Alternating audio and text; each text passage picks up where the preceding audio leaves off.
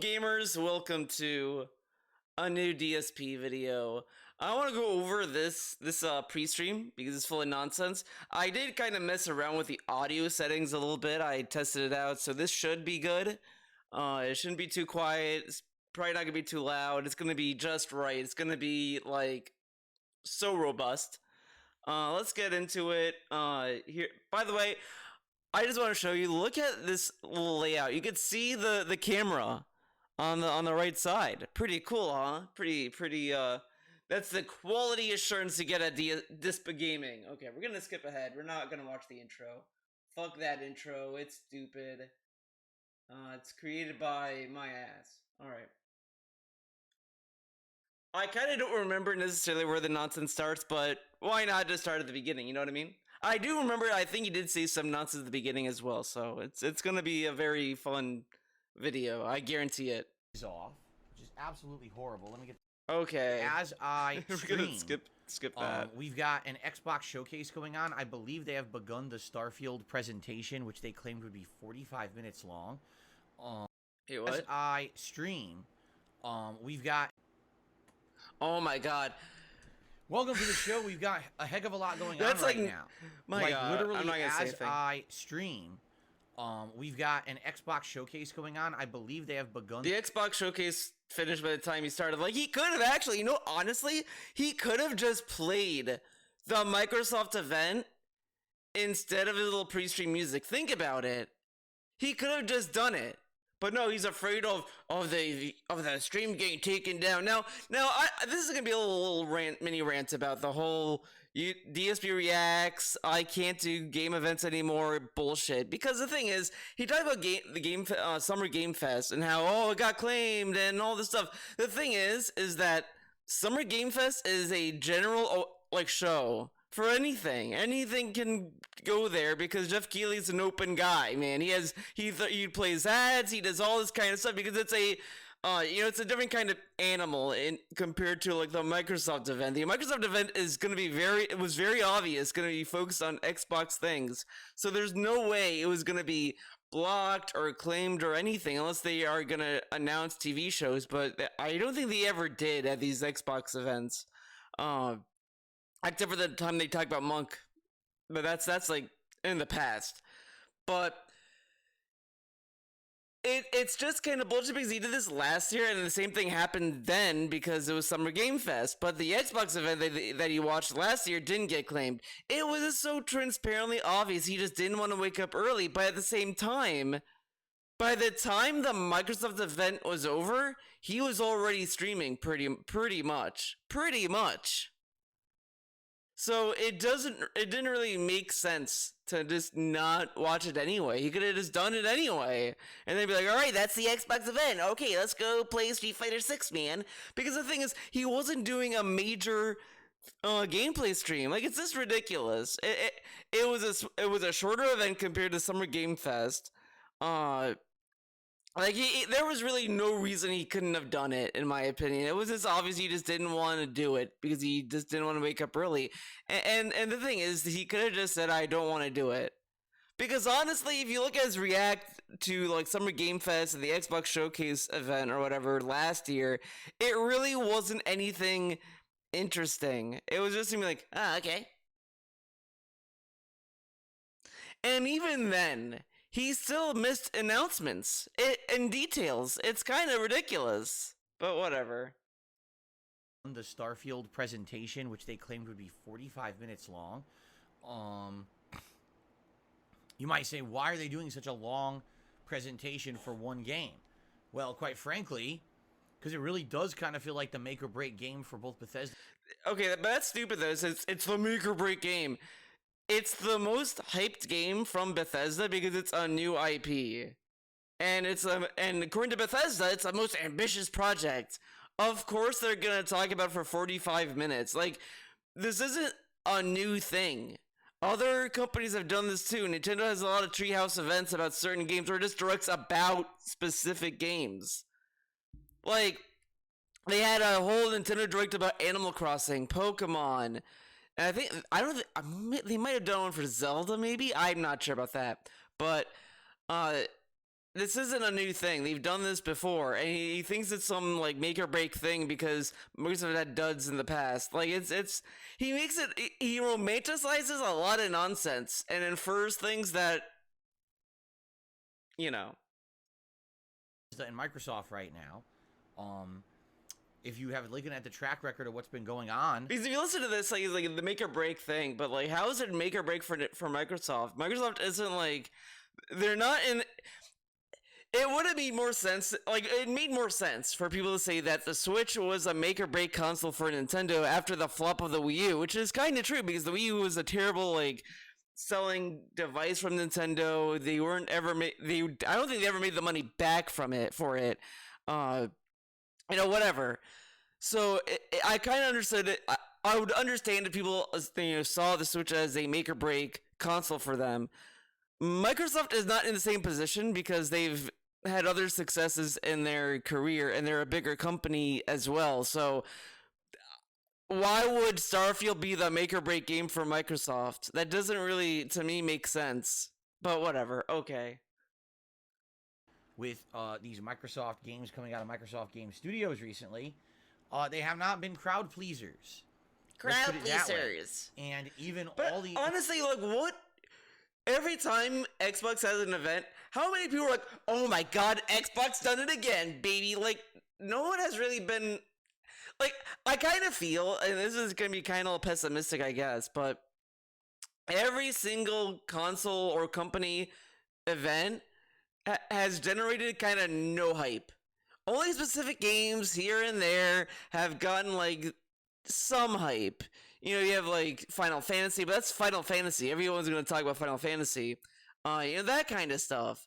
But I don't think that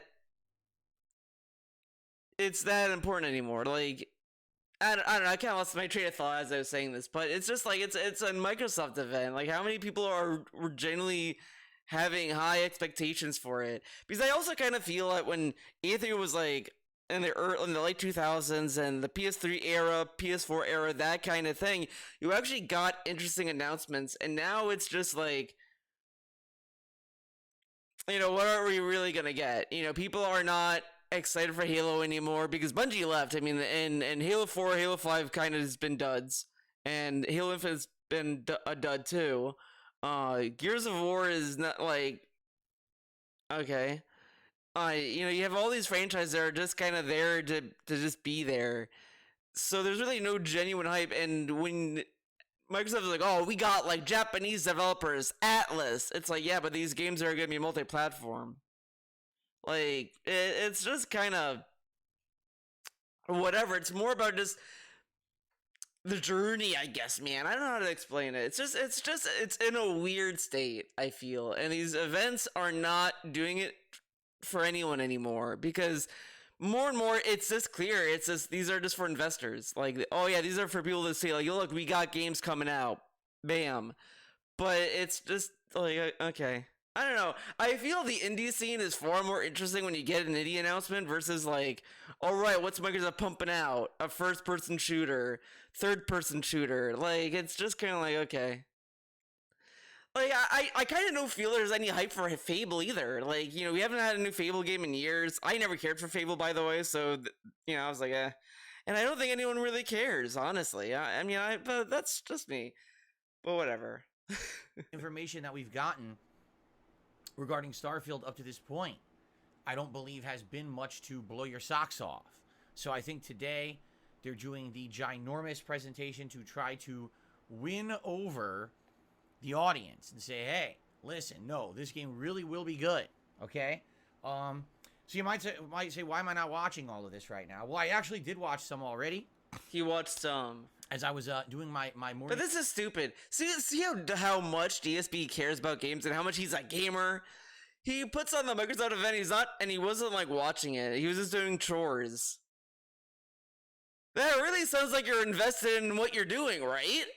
And I understand, like, not everyone cares about these events because it's to market product and all that kind of stuff. Like, I get that. But I do kind of get a little interested in these events just for many reasons, to either cringe at it. I think that's kind of fun to just sit there and be like, this is kind of dumb.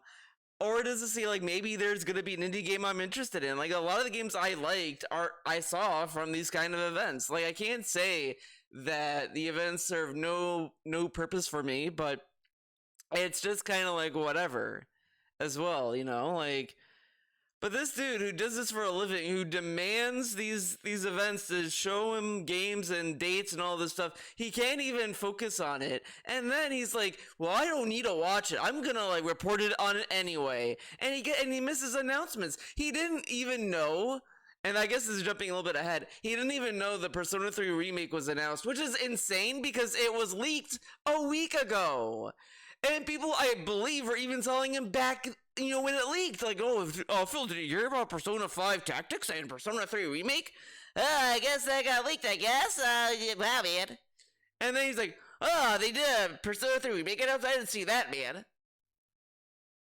Like, come on. And the thing is, like, at most, you'd think he cared. Like, that's the thing. When people tell him about Persona 5 Tactics and Persona 3 Remake were even leaked when they first leaked, and Mr. I love Persona, I'm a huge fan of Persona, he didn't seem to give a fuck that they were remaking the greatest Persona game ever made. I'm gonna die in that hill. Don't fucking fight me. And Persona 5 Tactics, he was like, oh, okay, man. Like... Yeah, you have no opinion on that? Mr. I love Persona? Okay. But I guess he's still having trauma over Persona 3 being the best game that it is, that he couldn't beat it on easy. I get it. I mean, I would be embarrassed too if I couldn't beat a game on easy. I get it. Business and having my breakfast with my family. I was watching... Wait, what? I say, why am I not watching all of this right now? Well, I actually did watch some already.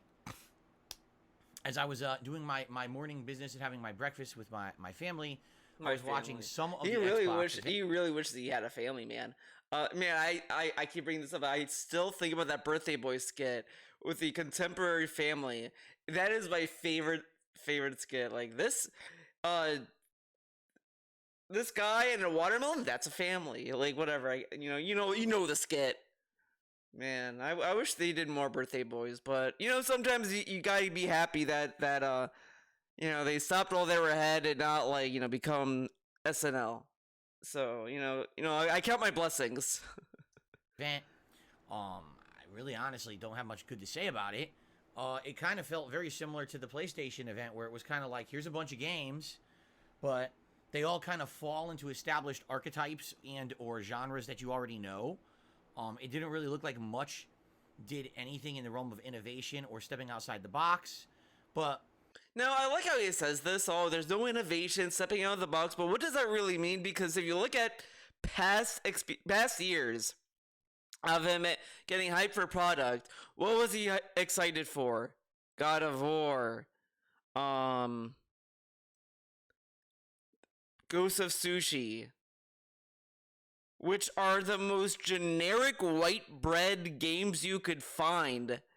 That was exciting and refreshing, but now it's not. Because the thing is that what he's really looking for is just brands to like be like, this is a brand recognition, and look, it's a new one, and it's gonna be great, and all this kind of stuff. But since all they showed were like just random IPs and games that he doesn't care about, well, it's not really innovative. Like it's just kind of silly because on one end it's like party wants to agree with him, but DSP is not a very what's the best description for this guy? Like, he's not a very accurate kind of guy to listen to. Disingenuous? I don't know. Because this statement means really nothing coming from him. Because he gets hyped for other products that are just IPs.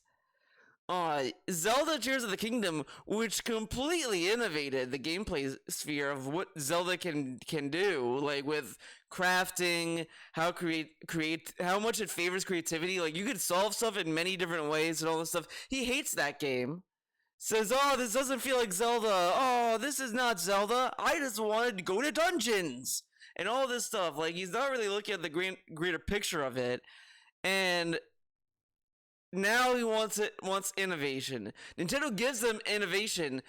No, that's too far out of the comfort realm of what this project can be. Like, what are you really asking for then?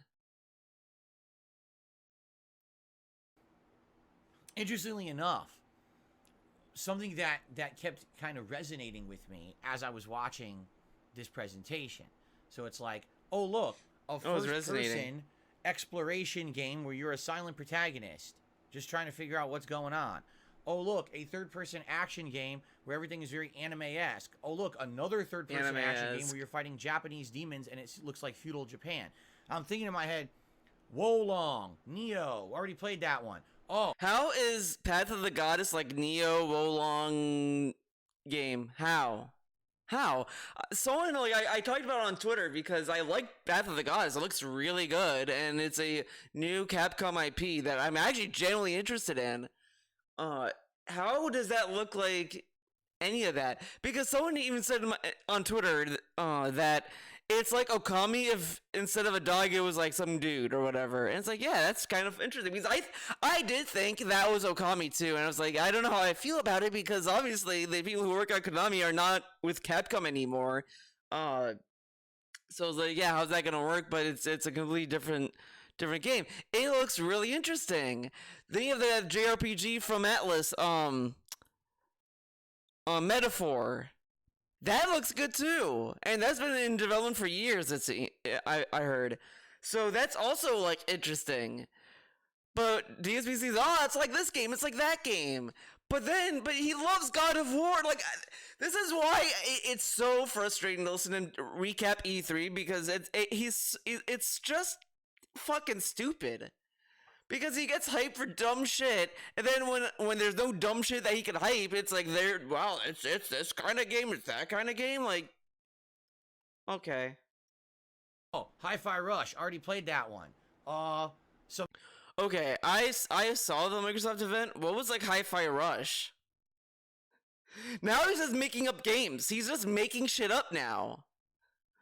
Like this is what's frustrating about this recap that he's doing. He hyped this up as, well, we'll do a recap event for Microsoft, and his recap is just not even talking about what was shown. Just, well, it's like this again, Hi-Fi Rush, Splatoon. It's like, what?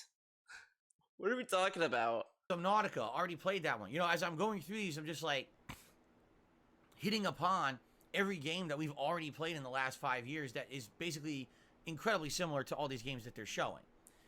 But then the one thing that's resonating with me as I'm watching is at the end of every one, they would say, it's on Game Pass. And I'd be like, dude, you... My god, this fucker, man, that's right, that's right, this is so fucking stupid. When he got the Xbox Series X, what was the one thing this fucking guy kept saying until the cows came home? Game Pass. Oh, it's so cool, man. Game Pass, man. And then now it's like Microsoft's just like doubling, tripling down on fucking Game Pass. You know, the thing they want people to subscribe to. Oh, man, all these games are on Game Pass, man. Like, I've never seen anyone like have this kind of take about it. Like, I've seen people get like kind of like burnt out on the idea of paying a subscription service to play a game, and that's fine. But these games also allow you to buy them. Like, this is like it kind of goes around in a circular argument to the point where it's like, who fucking cares if it's on Game Pass or not? You can still buy the game. To me, it only becomes a problem if you can't buy the game. Like, if it's only available on Game Pass, period, and you can't buy it at all, then yeah, that's a problem. But all these games you can buy anyway. Like, it's such an annoying take to have, and coming from him, it's even more mind-numbing. More mind-numbing from him. With that face. That's how I feel. That's how my brain feels right now. Just listening to this fucker talk. You know, we're gonna like screen cap this.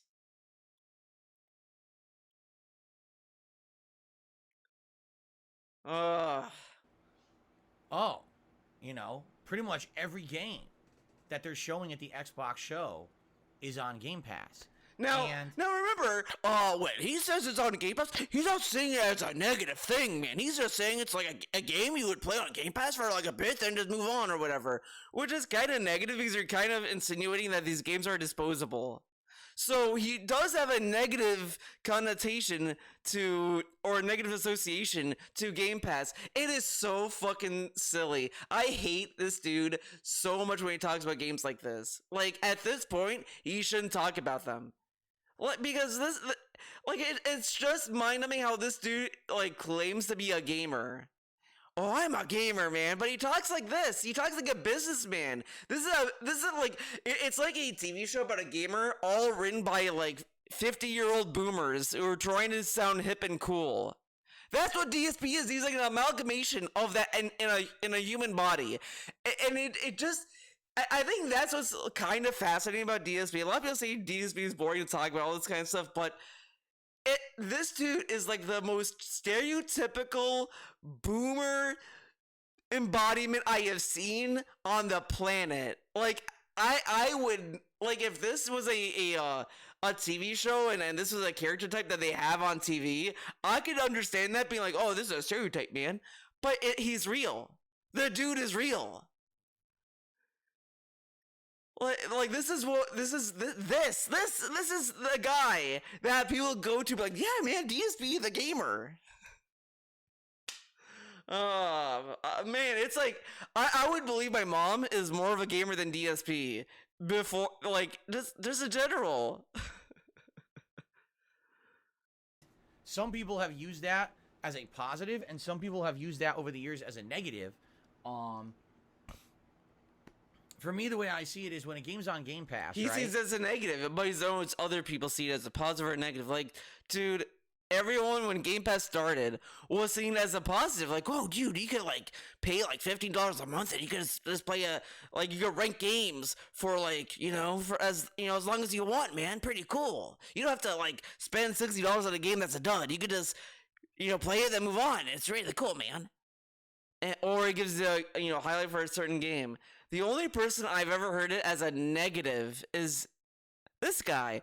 The only negative I've heard outside of DSP is just the burnout of subscription services. But that is a discussion on a bigger topic than Game Pass itself, because it's not, because Game Pass isn't the problem. It's just the where things are going as a whole. So it's not really Game Pass. It's just everything in general. So yeah, it's DSP. That means that is a game that you have opportunity to play and try out, almost like a demo or a trial or a free trial, with no risk. Because if you're already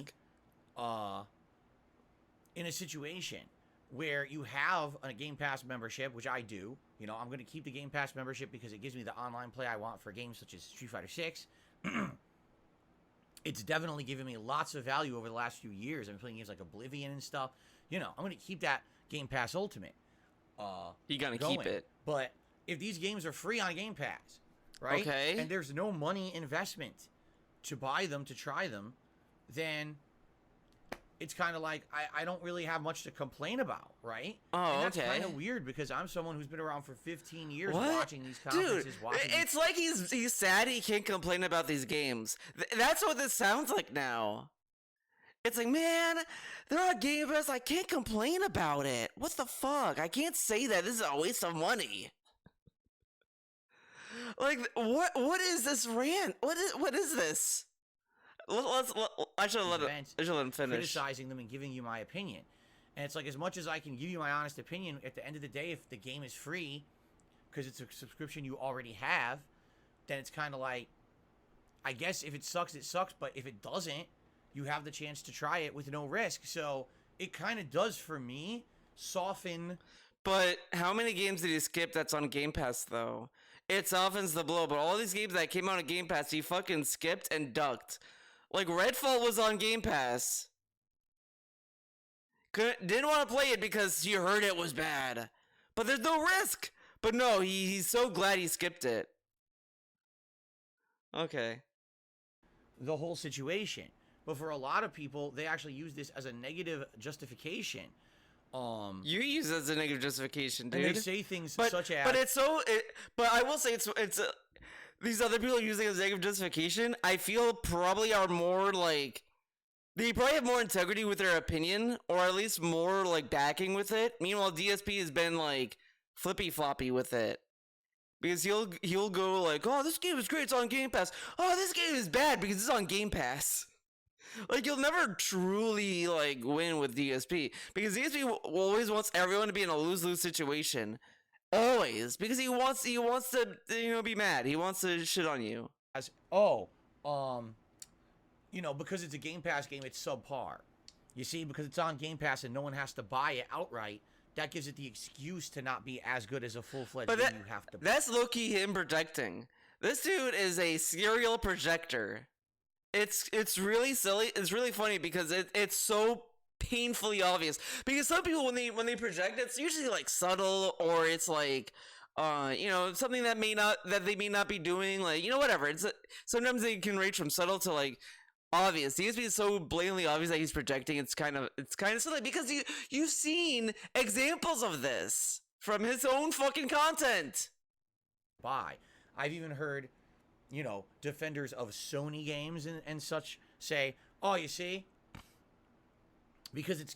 And I will say, like, people who use fanboys to like win arguments is really silly. Like, no shit, Sony fanboys are gonna say Game Pass is dumb, and look at these games, they're on Game Pass, what a bunch of idiots. And then the Xbox fanboys will say, look at the Sony fanboys, they have to pay this amount and they get nothing on their service. Like, okay, who fucking cares at this point? Like, why focus on those extremes? It's like, come on. Game Pass, that means that those games are worse. You want to have to buy the game to put confidence in it. And that's going to be sure that you're. Because how many producers has DSP maybe not complain, but talk about how some game developers don't get money from the Game Pass thing and all that kind of stuff. That kind of debate. How many times have DSP said that? A lot. Like, it's just to the point where, like, the average gamer probably doesn't give a fuck about the business success of Game Pass or any of this stuff. Like, who really fucking cares? The only thing that people care about is Microsoft brags about how they have these Japanese developers and all this kind of stuff, but if you look at the Japanese developers they get, it's just all timed exclusivity. It's not genuinely new exclusives that will never be on any other platform. Like Persona 3 Remake and Persona 5 Tactics is gonna be on other platforms. So like Phil Spencer bragging about, like, we got Persona 4 Golden, Persona 5 Royal, and Persona 3 Portal come to Game Pass. It's like, yeah, but these games are gonna be on everything else like the same day, pretty much. It's like that kind of shit. Quality game. Those Game Pass games are always designed to be subpar because they know they're not making a lot of money on them. I don't know. That sounds ridiculous to me. I don't know if I believe that, but that's what I mean. I've seen it as like both sides of the fence. So it's kind of interesting watching this Xbox event and having people say opposites to the exact same footage. You know what I'm saying? Whoa, wait. It's interesting to see people have different opinions. Like, DSP, that's why people wanted you to react to the fucking events. Like this dude it's like he was just born. And he's discovering people have opinions every time when there's a chance that people have different opinions. It's like, wow, man, someone has a different opinion. Whoa. Like, I've never seen anyone talk like this about anything. Whoa, man. Like, I'm asking my audience, should I play more Street Fighter 6 or, like, should I play Zelda? Wow, man, the chat seems really split. A lot of people are saying Street Fighter, but some people are saying Zelda. Wow.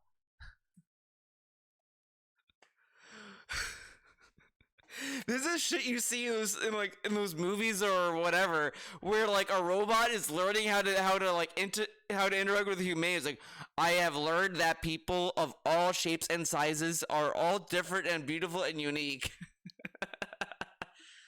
Yeah. Like, okay, here's the game. What did you think? Oh, it looks great. I can't wait to play it. And I'll decide, oh, it looks like shit. Oh, it's great because it's on Game Pass. Oh, it's shit because it's on Game Pass. Like, whew. You Wow. want to talk about a split, right? God. Anyway, Ah, we'll talk about it, I'm this sure. dude, Today man. we got a good amount of stuff to discuss. All right, first of all, yes, I'm sure you guys are going to want to talk about some of the stuff that's being discussed in this event. The way I'm going to approach it is I'm eventually going to watch it myself, and I'm going to do like a recap reactions video that I'm going to put out over on my React channel, DSP React. So that's What? coming later this week, probably like Tuesday or Wednesday night. Oh, it's not, 'cause I yeah. also want to wait for the Capcom and the Ubisoft and the other events to Oh, happen tomorrow. so I thought, okay, I thought it was gonna be in this video, so that's probably why he was being really stupid, because because this isn't oh my god, I fucking okay, you know what? This is gonna turn to a fucking like criticism of this. We're gonna go full screen for this, okay? This is a very robust video. We're making this robust on the fly. This is another critique about his fucking React channel. His React channel is garbage, and he's making it even more obnoxious to listen. It kind, you know what? No, it's making his podcast more irrelevant in a way that I would never expect, because he's saving, because normally people would talk about the event or these like showings in their podcast, like, oh yeah, well we think of this, that, whatever. But instead of doing it in his podcast, the thing he's marketing it for, he knows he wants you to watch his React video, so he's intentionally putting little breadcrumbs to make you thirsty to go to that video. And it's just kind of shitty, because then why do a podcast? The only thing that, because all you get now is just gaming news, but gaming news according to, okay, this is gonna be another rant about his fucking Twitter nonsense, but his gaming news isn't really informative or interesting or even good, because he's just reading headlines. I criticize this in many videos, but when the true content of your podcast is being siphoned into DSP Reacts, for example, it just kind of makes me wonder, what is the true point of the podcast, other than to shill, like hit you over the head with your fucking schedule over and over and over, and then just say thanks for the money and just sit there in silence as you wait for questions. Like, it's just kind of like, it kind of doesn't justify the runtime it gets, and it kind of just makes you wonder, why not just do the podcast however he wants it, sure, but if there's no questions, if you're sitting there like this, maybe it's time to just end the podcast instead of just like waiting for a certain amount of time, because he wants to wait for a set amount of time before he moves on to the next like part of his stream. And it's like, that's not really fun, because imagine if you're watching a news channel and they're like, oh, well, we're gonna talk about the news segment. Well, that wrapped up early, but we can't get to this other news segment until like 30 minutes from now. So what are we gonna do? And they just sit there. How fun is that? Like, it just becomes more awkward and unbearable to sit through. And he thinks that's good content. He thinks that's good to show, and it makes him look professional or interactive or whatever, but it doesn't. He just looks awkward, like he never ran a stream before. Like, it's like someone who's running a stream for the first time, and they're waiting for someone in chat to talk to them, but there's like 0 viewers. You know how awkward it is for someone who's starting to stream for the very first time, and they're like streaming, they're just like, oh no, one's talking. Oh. And it's like, sometimes you just have to move on and just push on, or just end the stream. Like, some people just end the stream when no one's just in chat sometimes. But DSP just sits there and it's like, so all of this is hurting his content even more, and his podcast is becoming more and more relevant, because that's why when he's talking about the Microsoft event, you get no fucking information, because he wants you to watch his React channel. And it's like, why even talk about it? Why clickbait the fucking Microsoft event in a podcast you're not talking about, other than, well, there's something wrong with game industry today, man. Like, fuck off. All right, let's get back to the video. This is a very robust video. I'll probably do like one video that'll cover a bunch of this stuff cumulatively and give you my overall thoughts on it, rather than me doing like 10 separate videos or anything like that. But all that being said, I'm not covering it live. We talked about it the last couple of days, why I'm not covering this live right now. I don't see the added value of doing that. Me doing we know. React stuff, opens up a lot of issues with copyright, with a lot of issues. My live react to Summer Game Fest was blocked for almost 24 hours. Okay. By the time it went live. Now with this, why not just have it be a stream exclusive thing, and then just upload your like cumulative thoughts or whatever, like. Because some people do these events just to shoot the shit with their chat and just be like, oh wow, look at this, you know. I do react to some of these events on my Twitch channel, but I don't like archive them because it's like, you know, these are just like very. Who's really gonna sit there and want to watch the event again? You know, like by the time that I finish reacting to it, like who's gonna want to go back to that? You know, search there might be some people, but it's like. As a whole, there's so many game events that I'll probably react to in the future. Like, there's no point. Thousands of people who wanted to check it out had watched it elsewhere. As of today, I think it may have around 2,000 views. I actually haven't even checked. But I think that a good amount of people actually did go after the fact and watch it. Which I appreciate, by the way. Thank you to those who waited that long amount of time. Well, they had to wait. They had no choice. For it to actually go visible, to check it out. That's very nice of you. To actually, it's very like what is a statement? It's so nice of you to wait. They have no fucking choice because you had to mute it, and of course it's gonna take time. Like, what are they gonna do? Storm Renton? We want the react, Phil. We're coming to your house. We're gonna like fucking bring your house down until you upload it. Like, what is this? My God. Actually, still give it attention after having it blocked for so dang long. Yeah, it's got about 1,800 views on it right now, and I appreciate that. I really do. Because I did put the effort into it. I hate. But at the same time, what effort was there? What effort was there? I'm sorry because I've fucking watched it. What was the effort? What was the effort? What was it? I hate when he talks like this. Like, oh, it's so hard work to watch a show, man. Like, come on. Frustrating doing live reactions to have everything get screwed up. So that's why I'm not doing it today. You know, I'll just do my recap reactions later. You'll still get my opinions on all this stuff that's going on. And also, here's another critical part.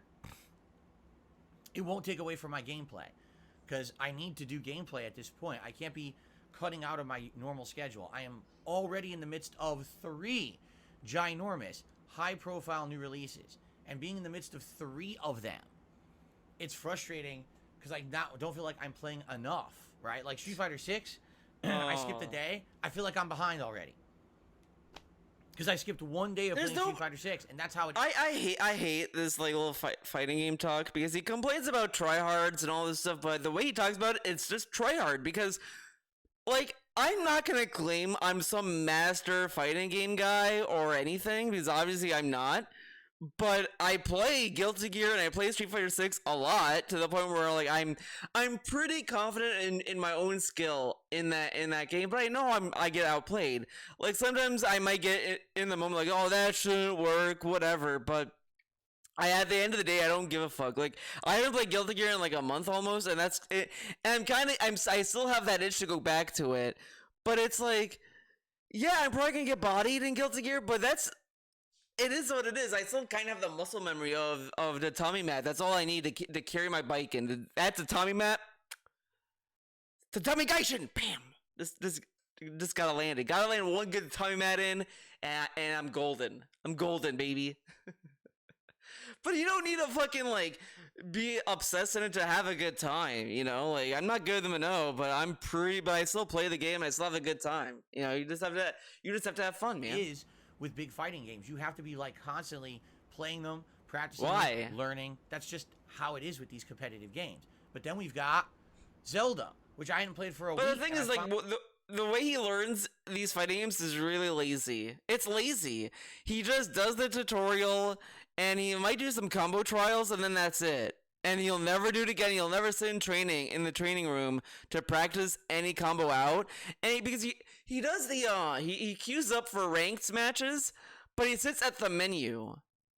Why not just go to training mode as you're queued up and do some stuff and then accept ranked matches during that? Like, why not go to combo trials as you sit in a queue? Why not do any of that? No, he has to interact with his chat, man. How come I can interact with my chat and sit in like the fucking training room of Guilty Gear? How come I could do that and you can't, DSP? And like, come on, come on. Finally jumped back into it last night. Thankfully, I did make good progress last night. But there's people who are voicing their opinions, feeling like the Zelda playthrough now has kind of been left by the wayside and not really enjoying it. Like I actually got a few because his content reflects that. His content reflects how little he cares about that playthrough. The fact that he was so eager, or not, maybe not even eager, but willing to drop that game for these other games, like it just doesn't really make sense. He beat 2 games, not Zelda, whoops, Star Wars and Final Fantasy V, games he was playing during Zelda's release. So he had slots open. He added a new game, Street Fighter 6, to it. So how could he not play those games? I mean, come on. Like, he already said he doesn't plan on being a competitive in the competitive FGC with Street Fighter 6. So why did he need to play Street Fighter 6 that much? Like, oh, because he needs to hang. But why do you need to hang? Why do you need to get constant wins? And see, this is what's going to be silly about Street Fighter 6 is that Jax Raxer fell for the bait of coming by and supporting them when he's just going to drop it again within a month. Like by July, August. I mean, no. He got the season 1 pass. He has to do that. He's probably gonna drop it after season 1. I'm saying it right now. I'll give him up until, oh my god, my fucking CPU is going crazy. Went to negative 8,000, and then back to 14. But yeah, he's just gonna like drop it after season 1. After Akuma drops and he gets bodied, that's when he's never going back to it. So I'll give him that. I'll give him season 1. But he could drop it earlier because he's wasted money on stuff like that before. He bought Final Fantasy Disgaea, by the way. Is it Disgaea? No, Disgaea is a JRPG. Dissidia. He bought that game. He owns it because he had to pre-order it to get the beta access. So he has a history of buying stuff and just dropping them. He had a whole season pass, every season of Street Fighter V gifted to him. Still dropped it anyway. Didn't learn any of the other characters that he never played before. Dropped that game for obvious reasons. So he could theoretically drop Street Fighter 6 before season 1 ends.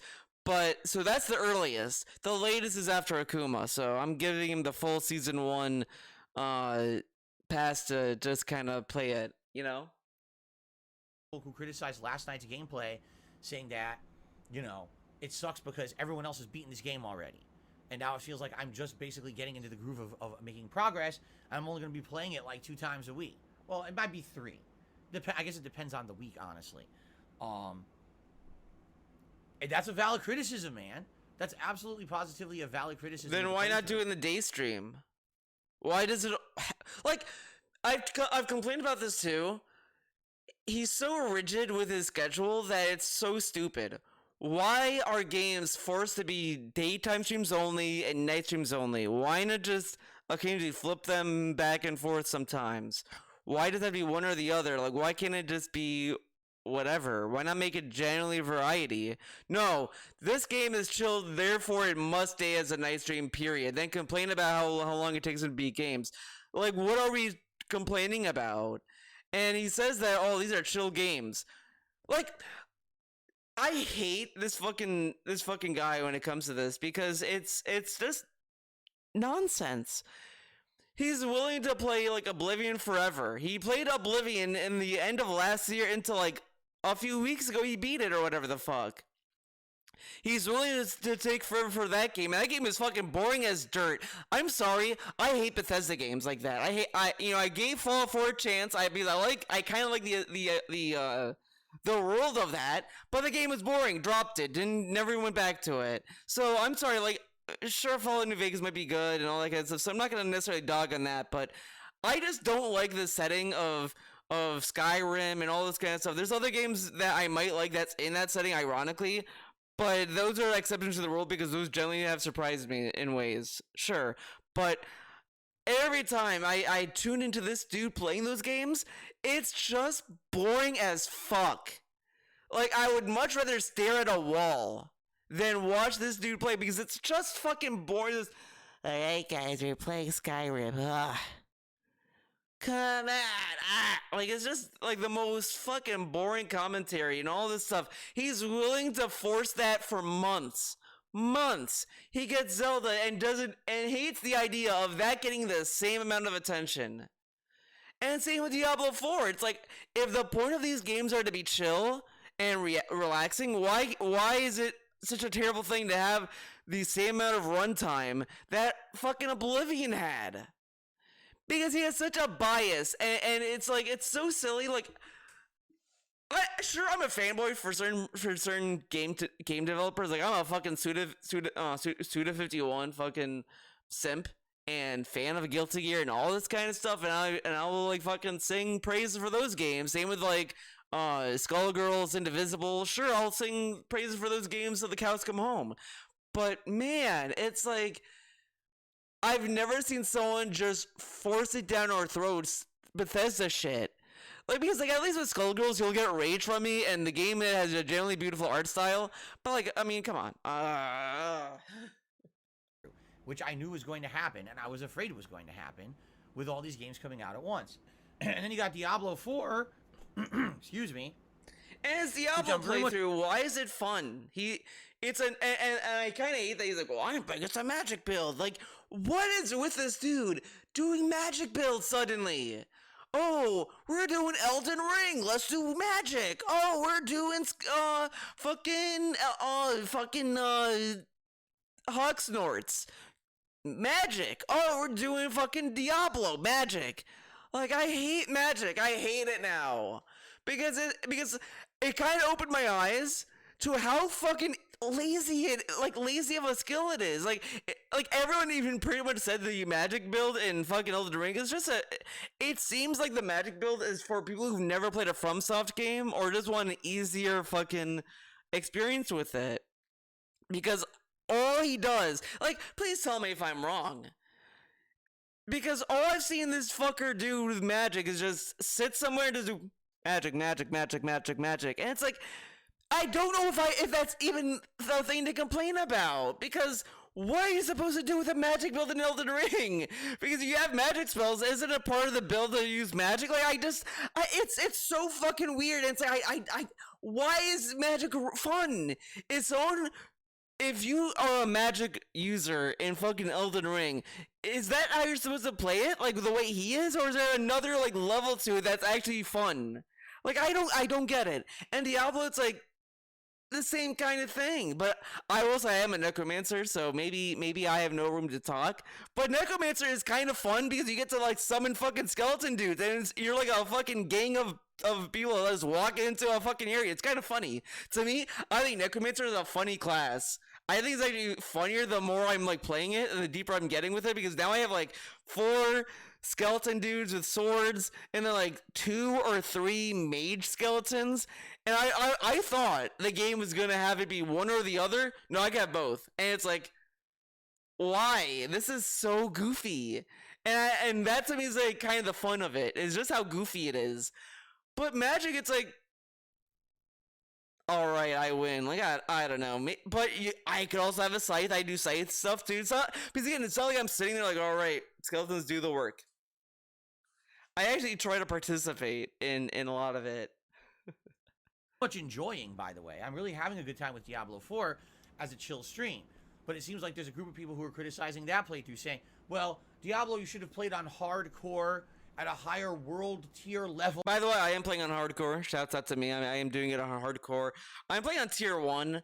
I will probably play it on tier 2 eventually. I'm probably going to do a different class on tier 2.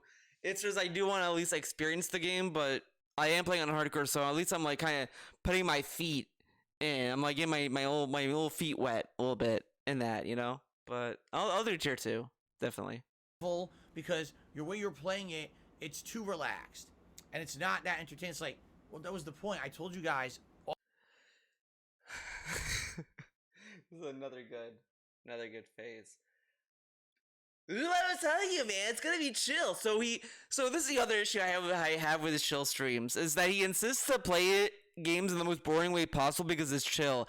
And it's like, you could play action games and have it still be chill. You could have a fun class and still be a chill playthrough. It's just, I hate his chill streams so much. Like, I really don't get what is the appeal. Because him reading chat, it's like, you could go to any of his chill streams and it's barely even that. And it's just like this the whole time. And it's like, it's just a stream as an excuse for him to just pretty much sleep while gaming. He's just in autopilot mode.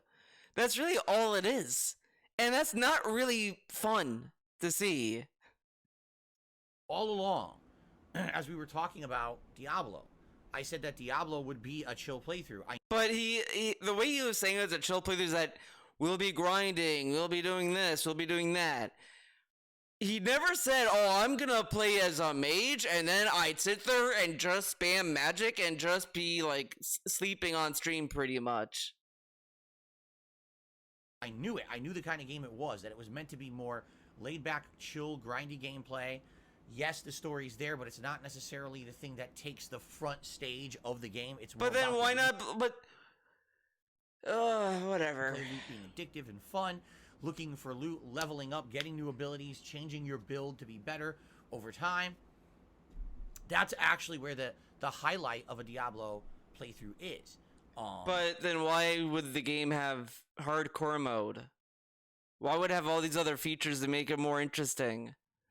Well, no, man, it's chill, but you could be chill in hardcore too, because again, it's like, you're doing shit. Whatever. I don't play games for Ultra Challenge, you know that. There are games I do, like if I'm going to play a FromSoft game or whatever. Yeah, he has to, but this is like, Loki, what's stupid about his, I do play game for challenge. Yeah, games that force it on you. He never goes out of his way, unless it's a game he's already played before, like Resident Evil 4. But again, that's Resident Evil 4 Remake. That's when he has to play on hardcore. But again, that's technically the standard, but professionally you have to unlock it, so whatever. But he'll never go back to that game and play on professional. Like, let's say, 5 years from now, he decides, I want to go back to play Resident Evil 4 Remake. He's not going to play on professional. He's going to stick with hardcore because I have not played the game in so long. That kind of shit. But why not just play games on hard? Why not just do it? Like, when Persona 3 remakes come in, I'm playing that on hard. I'm saying it right now. Right now. This video. I'm gonna play that on hard. Maybe if it allows me to on very hard, I'll do that. Because I play the game on normal. I love the game. And I'm willing to play that on a higher difficulty. Because I played SMT. I played SMT 3. I played SMT 5. I'd be willing to play this game on a higher difficulty. But DSP is like, I only play hard games when it's like FromSoft. Yeah, because the game gives you no choice. It's not really a thing to brag about. Like, come on. But not every playthrough for me has to be a hard or heightened difficulty, ridiculous challenge run. In fact, if it was, I feel like my content would not be nearly as good because I don't have opportunity to really have a good interaction with the audience. Playing Street Fighter 6 for the last week, I've had almost no opportunity to speak with my audience because I gotta focus on the game. So a game like Diablo has become the game to do that, but now there's But he has time to talk to Game Tracker for Street Fighter 6. Oh, because he gives money and plays the game for him. Okay. Remember when DSP mocked all these people who watched combo videos? Because they were being tryhards and, the state of the internet ruined the fighting game experience because now people are just learning the ways to play the game. And now he's begging Game Tracker to send him videos of how to play fucking Minot. Like, come on, man. Come on, dog. Not good. Now the Diablo playthrough's no good, So it's like you can't please everyone. You know what I'm saying? You just can't. You can't please everyone all the time. And for me, it's hard to juggle all this stuff. It is. It's right now, I'll be honest with you guys, I'm having a good time because the games I'm playing are good. I think Street Fighter 6, Diablo, and Zelda are all really good games. But it's tough when you're juggling 3 games and everyone wants one and you can't give them what they want all the time. On top of that, in 10 days, or is it 11? It's 11 days, isn't it? In 11 days, we got Final Fantasy 16 coming out. And yes, absolutely, I am playing that one. Yeah, because it's a Final Fantasy And here we go game. again, trying to juggle stuff, and what's going to end up happening is we're going to have even less gameplay thank goodness I'm going to basically get another whole week of Street Fighter 6, maybe even a little more, before I have to cut down a little bit on Street Fighter 6 to play Final Fantasy. So, we're going to talk about all this. All right, we're going to talk about the schedule and everything. You know, I just wonder, like, some people, like, complain that DSP doesn't play these games day one and that kind of stuff. I do get that, but at the same time, I think it would just kind of benefit DSP to stop complaining about this and just play game. Like, if he wants to play games at his own pace, which he says he wants to do, all this kind of stuff. Oh, I can't keep doing all this kind of stuff, and he always says he has to cut down and all this stuff. Why not just play games at your own pace, double down on it, and play Final Fantasy 16 like in July? Like, yeah, it's gonna be irrelevant, sure, but I don't know. There's no right answer. But if you really are thirsty for day one views, then play Final Fantasy 16 day one, and then just kind of play Zelda too, I guess. I don't know. Like, I think it also would probably benefit him if he was more willing to change up games, I guess. But it's just kind of a tough thing that I don't think you can necessarily know what is the right answer. But yeah, it's tough right now. It is. It's tough to please everyone, especially when, you know, I'm doing my best to juggle a million games, correct? Correct. And they all came out in short term. You know, last month it was a rush to beat Star Wars Jedi Survivor, Final Fantasy V Pixel Remaster, and Oblivion before we hit this month. But as I was playing those, I was also playing Zelda, right? Right. And I really felt like, you know, Zelda was just one game I was focusing on rather than everyone else on the planet was hyper-focused on Zelda and only playing Zelda and making great progress in Zelda and doing well. And here I am flubbing around in the game, trying to figure out the mechanics of the puzzles, getting shocked by lightning, and having a bunch of people basically taking gameplay out of context of the entire playthrough. This is really stupid, by the way, because the lightning clip was like the launch week of Zelda, like literally like day 1 or day 2 of Zelda when the lightning thing happened, and he's acting as if like he's low key trying to gaslight everyone into thinking that the lightning clip happened yesterday or some shit. Like, oh, I haven't played the game in so long, man. But it's like, this was like day 2, and it's not even that much of like a nuanced fucking mechanic. Like, this is what's so stupid about the fucking lightning shit.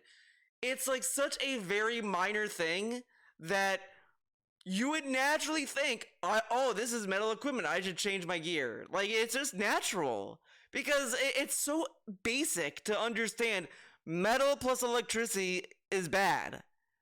Like, what happens if there's an electric wire next to a metal plate? Like it's not that deep. And he acts as if it's like some nuanced thing he'd never get unless he played 1,000 hours. Like there's a lot of nuanced shit in Zelda, like even in Breath of the Wild with the chemistry system that the game uses with fire and water and all this kind of stuff, all this physics shit that's in the game. That stuff is kind of nuanced that you would only find out the more you play. But lightning and like all that kind of stuff is not very nuanced or deep. Like, the deep stuff that is in those games are stuff that are just a product of combining other effects together and seeing what happens. Lightning plus metal is not that deep, and it's not that intricate of a thing. And he acts as if it is, and it's not. It's not like building a mech in fucking Tears of the Kingdom level. Okay, it's not. It just isn't. Or using the portable pot as like a shock absorber for a tire. Like, it's not that deep, and he acts as if it's some deep fucking mechanic, and it's not. It just isn't. To try to make me look like a jackass, you know, on the internet, and making stupid viral memes about it. And I might belabor this point, and I will, because it's a fucking great point. That's right, I'm saying it's great. This dude goes on and on and on about how, oh, the trolls, it's one thing to make fun of my gameplay. Make fun of my gameplay, man. But don't make fun of my wife. Don't make fun of my family. Don't get personal. Make fun of my gameplay, man. People make fun of his gameplay. These people are making fun of my gameplay because they're fucking losers and they have bad lives. And then he says shit like that. And then he says shit like, "I learned my lesson. I should have laughed along with this is how you don't play." He gets pretty much a 2.0 version of that, and he's reacting the same way. So what did he learn? Nothing. Other than he want, but it's also kind of funny, right? That last year it was Reddit was the evil website of dumbs and idiots and babies, but now it's TikTok. TikTok is the website full of idiots. It's funny that these websites that are pretty much low hanging fruit of making fun of are what DSP runs to make fun of because he knows he could say shit about these sites and get away with it. Because honestly, I have been on Reddit for a while, and I have not had a bad experience with Reddit, to be honest, because I at least kind of keep it to a minimum, and I just kind of just talked in like threads that just talk about stuff I'm interested in. So I have a different experience than what most people have with it. But I'm sure there are a lot of idiots on Reddit. I mean, idiots are not exclusive to websites. I'm sorry, idiots are everywhere. They're among us, guys. Idiots are among us. Like, come on. And it's like you can't win no matter what you do. If I had skipped Zelda entirely, all I would have gotten were complaints that why did I skip one of the best, highest profile releases of the year? But then I play it, but I can't focus on it because I have. But this is what's so frustrating that he says this, because he tells us every day, "I'm a huge Nintendo fan, guys. I love Nintendo." But he's kind of insinuating that he wanted to skip it, but he's not skipping it because of peer pressure. But it's like, I thought you're a Nintendo fan. But this relationship with Nintendo is fucking silly, because he says he's a huge fan. That's why he criticizes it the most. But like, I'm a fan of Skullgirls, and yeah, I have criticism of the game sometimes. They have a lot of touch of death combos in it, and the assist system is kind of silly, but it's like, I still love the game. Like, it's one thing to be critical of something you love, and it's another to just be fucking critical. Like, how, like, every compliment DSP has given to Nintendo always comes off as a backhanded compliment. Like, whatever. I have to balance a million things, and then I get yelled at, "Oh, why aren't you learning this mechanic? Why are you playing so shitty in this regard? Why are you complaining about this?" But people were shitting on him, like, the day it came out. Like, this nonsense doesn't make any sense. Even when the gameplay demo was out, he was complaining that, "Oh, it looks like Fortnite. Oh, it looks like this, man." And it's like, but you want games to be innovative, but Zelda innovates. Oh, not like that. Then what do you want? What do you want them? Oh, he wants Zelda to be like a cinematic experience. He wants Link to have a son, give Link a son, and have the son be like, "Well, Link, what if the ball's over there? Maybe if he could move them to that plate, huh?" And then Link's gonna be like, "Boy, shut up." And then they would do it, or have a button where it says like, where it gives you like points of focus. Like, this is what's so bad about DSP, is that he's kind of like the template of all the boomer casual gamers that people like kind of straw man into saying what's wrong with gaming in a way. And it's like, I'm not against making games like a way to make people have easier time solving puzzles. I'm not against that kind of stuff, but I always wanted to be an option that you can toggle. Like, that's like, I know I think Horizon has a feature where you can just kind of tell it to not give gameplay hints. Same with these other games. Like, I think in Final Fantasy 15, when that game came out, it asks you, "Hey, do you want to do the tutorial or not?" All these kind of stuff, all these features that allow the player to decide the level of help that they want from a game. That should always be by default. Always ask the player, "Do you want help or not?" Pretty much. And I don't think it's right. Like, God of War doesn't really give you enough customization to tell you to tell them to shut up. Like, I don't want Atreus to tell me that I'm on fire and I should cool off or whatever. Like, yeah, I know how being on fire works. Like, it's that kind of shit that needs to be toned down, or just give it a toggleable feature. Like, make it be options. Like, I know a lot of people don't want From Software to add an easy mode, but it's like, just have it. I don't give a fuck about that. Just, if they add an easy mode, I wouldn't lose sleep over it, because it's a mode that you don't have to play.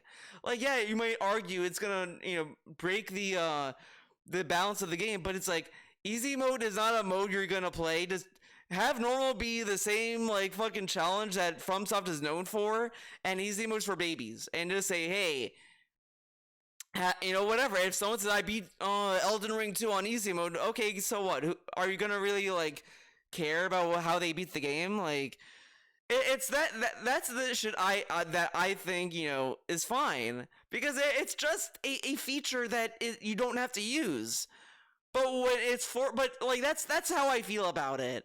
And DSP acts this way, man. He acts this way. It's like, so you can't have it both ways. You understand? Like, it really can't, and that's the problem. It seems Like, like what a everyone wants tangent. me to be playing these games at some kind of a high level and doing well, and if not, time to make fun of them. Well, I can't do I thought it's okay to make fun of your gameplay, though, DSP. You tell us every day it's better to make fun of your gameplay than be personal, right? Correct? everything for everyone. I can't please every person. I can't play every game.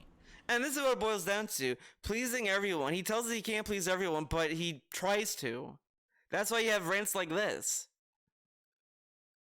Whatever. It's tough right now. It really is. Like, I'm happy that we have so many good games to play. I just wish we didn't have them all at once. What happened to the first 4 or 5 months of the year?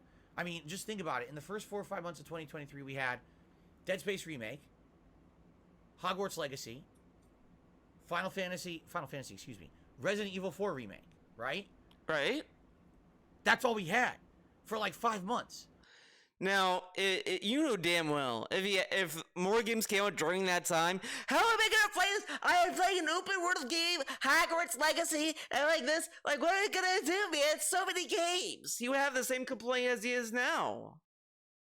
We had 3 major games, and that was it. And they weren't even lengthy games. When you really think about it, it wasn't like they were insanely long games. I guess you could argue Hogwarts if you did all the side content, but that was it.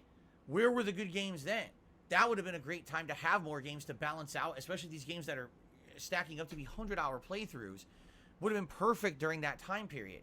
But instead, we got to so then you can complain about how the games are overstaying their welcome. Like it wouldn't matter. It wouldn't matter. The way DSP operates, that wouldn't matter. The game it could be one game per year like he wants, and it would still be too much. It would still be burnout. Everything all at once, which pulls me in a million directions as a variety content creator, and not being able to focus on one. You know what's funny? What's really funny?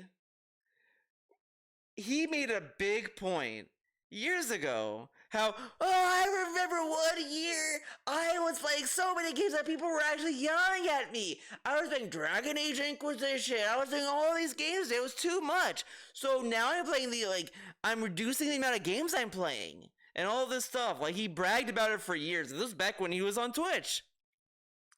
And now we're back to where we were, and he's like, I can't do anything, man. I'm a variety streamer. What can I do? Like, we're back, like, but it's all nonsense. It's such a redundant point. Everything about this dude, man. One game essentially makes it so that I forget stuff. I mean, last night, I'm in the Goron village in Zelda, right? I'm trying to find a pot to cook food. I can't find it. This is stupid. I would be embarrassed to say this. I mean, I've had embarrassing moments, like, you know, my Sonic Adventure 2 playthrough, or was it 1? I don't remember which one. Retro knows, and Just Gamer John probably 2. There was like one part I was like, I couldn't figure out how to continue like a mission or whatever, and I was like, I don't know what to do, and I was like hovering around what I was supposed to do the whole time, but I am willing to say that was just me being stupid. Okay, so I'm not gonna sit here and be like, "Well, DSP has a point," but this is more embarrassing. I'd argue, because at least with Sonic Adventure 1 or whatever the fuck, it's like to me, I would argue it's a different situation. Everyone, I was like, "Oh, you ran by it 10 times." Because he's looking for a pot. Like, how hard is it to find a pot? You know what a pot looks like. Like a pot. A pot. A pot. A pot. It's a pot. Come on. Yes, you can see the pot. You wanna know why you can see the pot? Because you're not playing Street Fighter 6, Diablo, and Zelda all at the same time. But you don't need to play Zelda for 100 hours to know what a pot looks like, DSP. Like, do you go to your kitchen and be like, what is this thing? I've not seen this in years. Like when Leanna left and he had to do the chores in the house, was he confused what a vacuum was too? Like, I never vacuumed in my life. What is this thing? What does a vacuum look like, guys? You have one mindset of just playing Zelda. You know what you're looking for. Like, in your mind, you know what the pot looks like, and you know exactly what it is on recognition. For me, I'm playing so much shit at once, I don't even know what the pot looks like anymore. I've forgotten what the cooking pot looks like. So I'm running around town trying to find this shit. I don't know where it is, you know? It is. I feel like I'm scattered right now. I'm scatterbrained with the amount of stuff that I'm doing all at once. Like, he could just say it was a brain fart, but whatever. Quality dip. But no, it's all the other games. When I used to play a bunch of new releases at once, how did I do it? Well, I played one game for 2-3 days and beat it within 3 days. Now, it was an insanely rushed playthrough. It was skip all the side content, skip all the meaningful stuff on the side, just do the main story, beat the game within 2-3 days, on to the next. And that allowed me to be hyper-focused. Now, this is, like, ridiculous, though, because now he's just rushing through side content and main content. But if you just want to, like, focus on main, like, this is a weird this is weird. It's kind of like he's kind of admitting that he's forcing himself to do side content for the sake of saying that he's doing meaningful content, that he likes the game and all this kind of stuff, which feels disingenuous. Because usually if you do, again, my CPU is going crazy, I don't know why. When I play a game and I do side content, it's usually if it's side content I want to do. Like, I'll be honest, like, as much as I love Yakuza and I like all that, I don't really do the side missions. Yakuza Like a Dragon was the only one I did the side content for, because I kind of like the game a lot more, but I don't really like doing side content, because it's like, I don't want to just do this. I like the main story more. It's just how it is. You know, sometimes I do side content, sometimes I don't. But he just does it just so that people don't tell him, well, Phil doesn't like the game because he only did the main story. But, like, you know what? You're playing the game, DSP. That allowed me to basically get through a game at a rapid pace, not forget shit and stuff like that. You know what I mean? And that was, in some cases, a lot of people loved it and others hated it. I got a lot of people who love that style of content because I was the guy known for beating games so fast, right? But then there are people who are like, dude, your playthroughs suck because you're rushing through. You miss half the content of the game. But the reason why people were upset that he was rushing through games was just that in classic DSP rage moments, he would say the game sucks. Oh, look how stupid the game is. But, like, the reason why the game sucked him when he was rushing was that he wasn't taking the time to, like, understand the game and all this stuff. Now he's taking his time with the game, but he still doesn't understand the game and makes the same complaints anyways. So it's really just a pig brain at this point. Like, that was the problem. It was that he was just rushing for this stuff. Like, this is just another version of him just playing the game and not giving a fuck about the game he's playing. And it's like, and it's not, sure, you could argue it's not fair to have that criticism about DSP's content, but DSP is not a very fair guy to say it, you know, like, he's not really a person with great credit either, like, literally and figuratively, because, like, every time that, like, I mean, just like his general attitude, it's always lose-lose with him. He wants games to innovate. No, not like that. Like, what do you want? It's just like he goes to one extreme to the other with everything. It's just kind of hard to take him seriously or him being genuine. Like, he could be genuine and we'll never know because he goes back and forth on so many things because of his poor back, again, figuratively and literally. He has nothing. He doesn't stand for anything about anything. Like, he has no taste. It's hard to find what his taste is other than Super Turbo. That's the only thing he likes because it's a cheesy game. I like, come on. The years I evolved, I became an interactive streamer. I evolved. Became someone who plays game at a lengthy pace, who tries to take in all of the content of a game to give it a better representation in a playthrough. And then what happened? Games became these giant bloated experiences. 100-hour RPGs. There were no 100-hour RPGs 10, 15 years ago when I started on YouTube. It didn't exist. Now it's like every game is aspiring to be that, right? I mean, SMT3 is pretty long.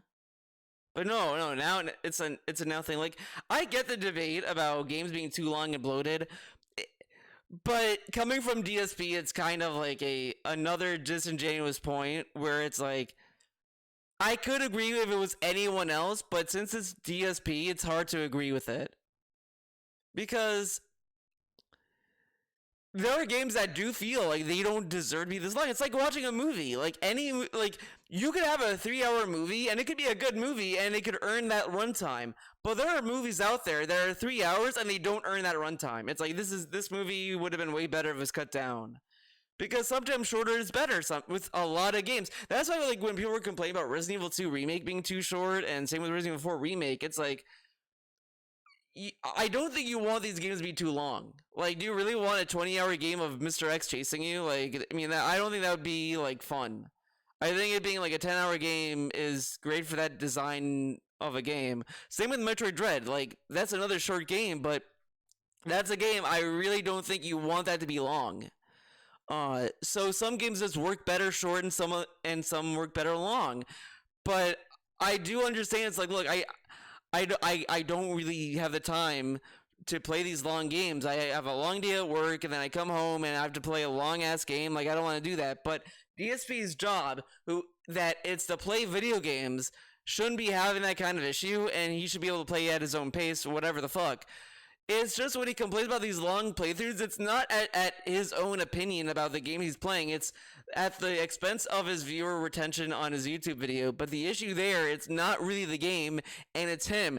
He's the problem. I don't think it's the game. Because if the game is short, let's say every game is 10 hours.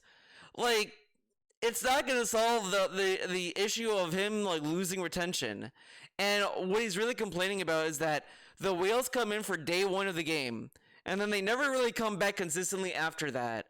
And that's kind of what happens all the time, unless you're a special whale that will go out of your way and stay with DSP and give him money and be his little ATM every day.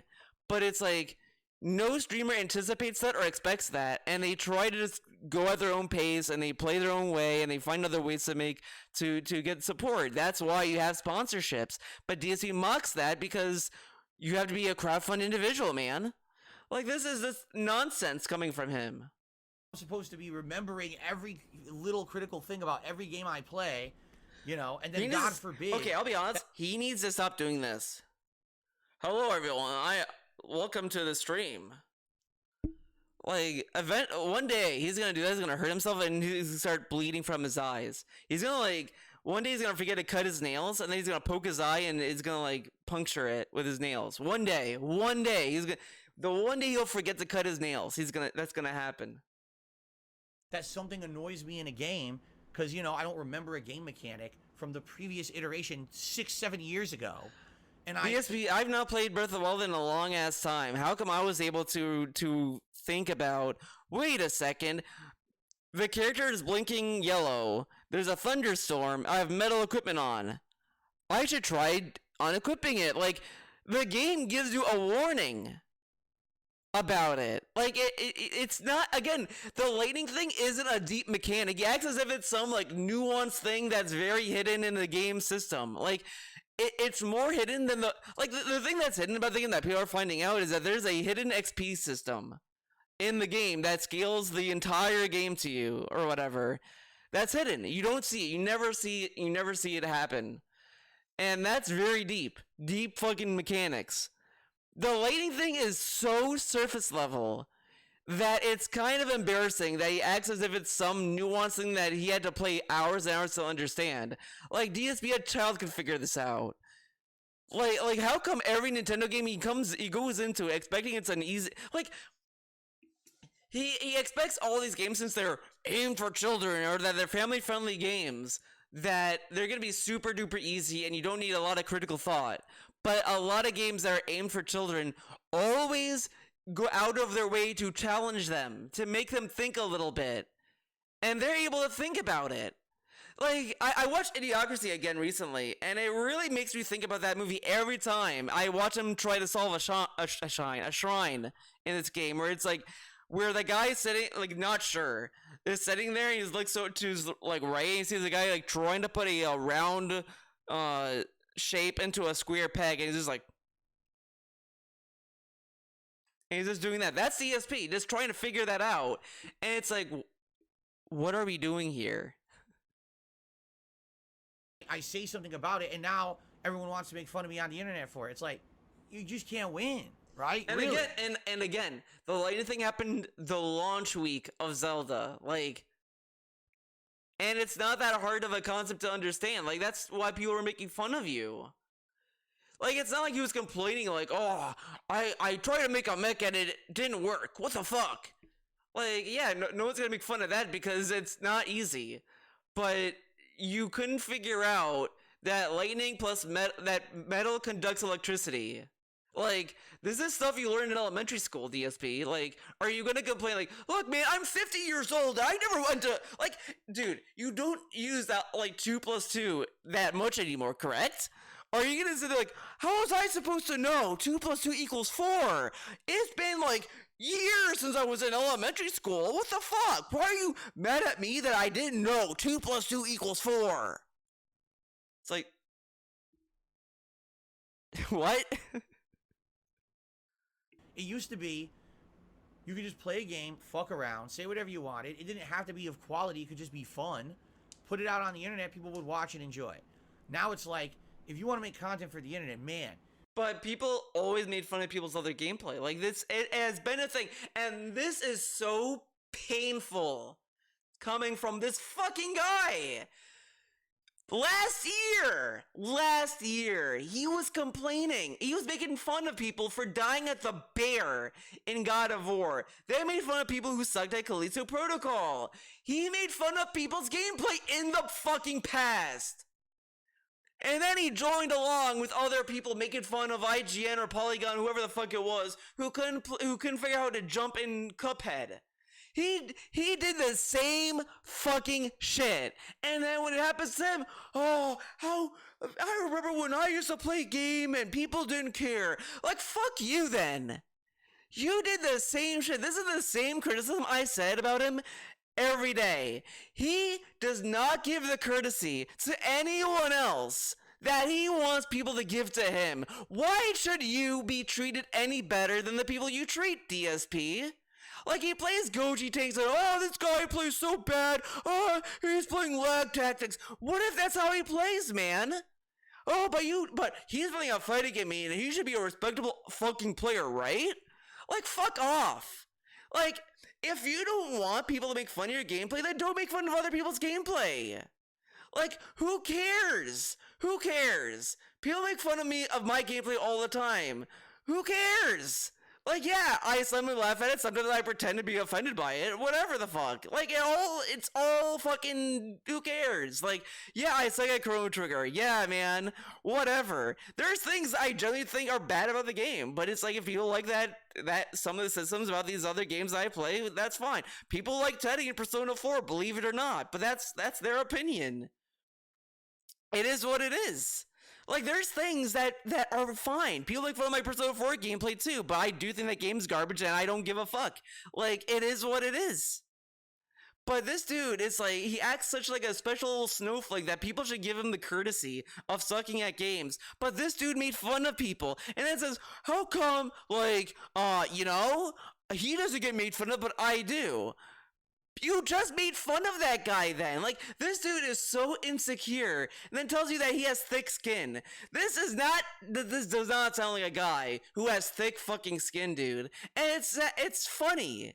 Like, this is why people bully you, DSP, because you act like this. At least the people who block people, they'll just block and move on with their day. But DSP will just cry and cry and cry and cry, not about a specific person, but just generally, to the point where no one is gonna give a fuck about how you think anymore, DSP. No one cares.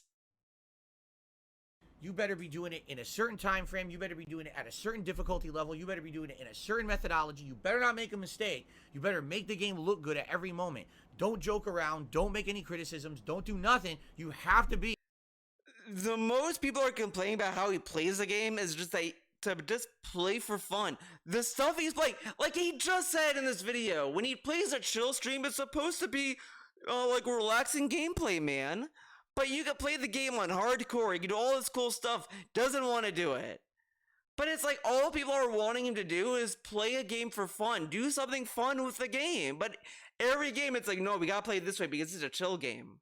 Like, fuck off with that mindset then. In this one fucking line of content. If you don't make that, and if he wants to make that content, then just make that content and move on. Like, this is what I've been saying about any feedback you get when you make videos. If it's feedback that you're getting that doesn't like enhance your product or is not like in line with what you want with your project, then that's not feedback that you should listen to. But if it's feedback that is actually like decent feedback that could help your content, listen to that. Like, it's not easy to like say what is useful and not useful. That's up to you to decide. Like, everyone can find feedback that's either useful or not. It really depends on what you're looking for and what you're doing. But if you know what you're doing and you know what content you want to make and someone's giving you stuff that's not relevant, then don't even mention it. Like, it, because some people think that they know better, or they may think that they're helping. It's kind of a balance you have to walk on, and it's just kind of like, you know, what can you really, what can you really do? That's why some people get annoyed with unsolicited help sometimes, because it's like, look, you're gonna get annoyed if I don't listen to you, but I'm not asking for help. So, what do you want me to do? That kind of shit. It's all very, like, it's hard to balance it, but it's just stuff that just happens. But complaining about it isn't gonna help you like this. Content shit, and you're not worth it, and you shouldn't be making content on the internet. Fuck that. Fuck that. All right? Ladies and gentlemen, I'm here to tell you, fuck that bullshit, try hard, He has made this complaint for years, though. So him saying fuck that is as potent as him putting his foot down on Merryweather fans. And you know how that went out. And you know how that turned out. Get good mentality nonsense. The world is not about that. Video games are not supposed to be about that. Do you understand? Video games are supposed to be about... Then how come when people play fighting games and they play in funny ways, how come you get mad about that? Oh, you're playing a fighting game and that's how you play, man? I mean, whatever. Fun. You understand? Fun.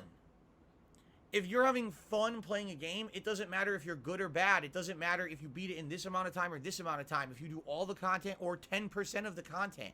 As long as you're having fun. So then why does he have to do all the side content then? Like, this is just like it just kind of falls flat when it's coming from him. Because it's never gonna be enough, sadly, for him. That's all that matters when it comes to video games, because that's what they're supposed to be. A way for you to get amusement out of life, to escape the realities of your real life and the stresses and all the things that you're doing. But this is like stupid though, because games can be stressful, and that's fine. Some people like that, some people don't. What do you mean? There's all these kind of different games out there, and all this stuff. But him just sitting there like saying, well, I don't want a game to be stressful, man. Then why play? But some of these games like innately cause stress because that's kind of what comes out of it. Like, Zelda can be stressful. You go to the depths, you might not make any progress because you might die. You might get corrupted. You might get all kinds of stuff from the gloom. All this kind of shit may happen. That's just the nature of the beast. It's just kind of like what is this? Or you're dealing with in real life, and unplug from that stressful nonsense for a few minutes and jump into a virtual world. It shouldn't be about, oh, I need to play this game, but by the way, it's 100 hours long, so I need to meter my progress. But this is like a very boomer outlook. Like, I'm just trying to relax from the stressful life, man, and plug into the Matrix. I just want to plug into the Matrix, man, and have a good time and have a good game. Okay, so then, like, why are you complaining about all this other stuff? Like, games can also be challenging. Like, but it's just ridiculous because he kind of uses it as a blanket statement to say all games, but then says, well, no, not all games, but all games, but not all games, but all games. Like, but what? Like, it's just meaningless coming from him. Like, this is just such a meaningless point because he what, like, he has stressful life and all that, but he says streaming in general is not stressful and he gets to relax. Like this dude, like, man, is it like hedonism? Is that the word?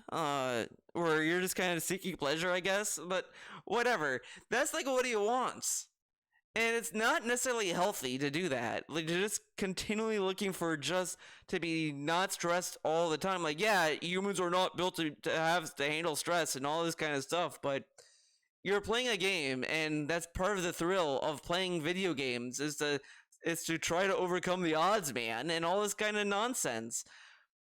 Like, not every game needs to be fucking baby mode. If you want to play baby mode games, then just go play on easy mode at this point.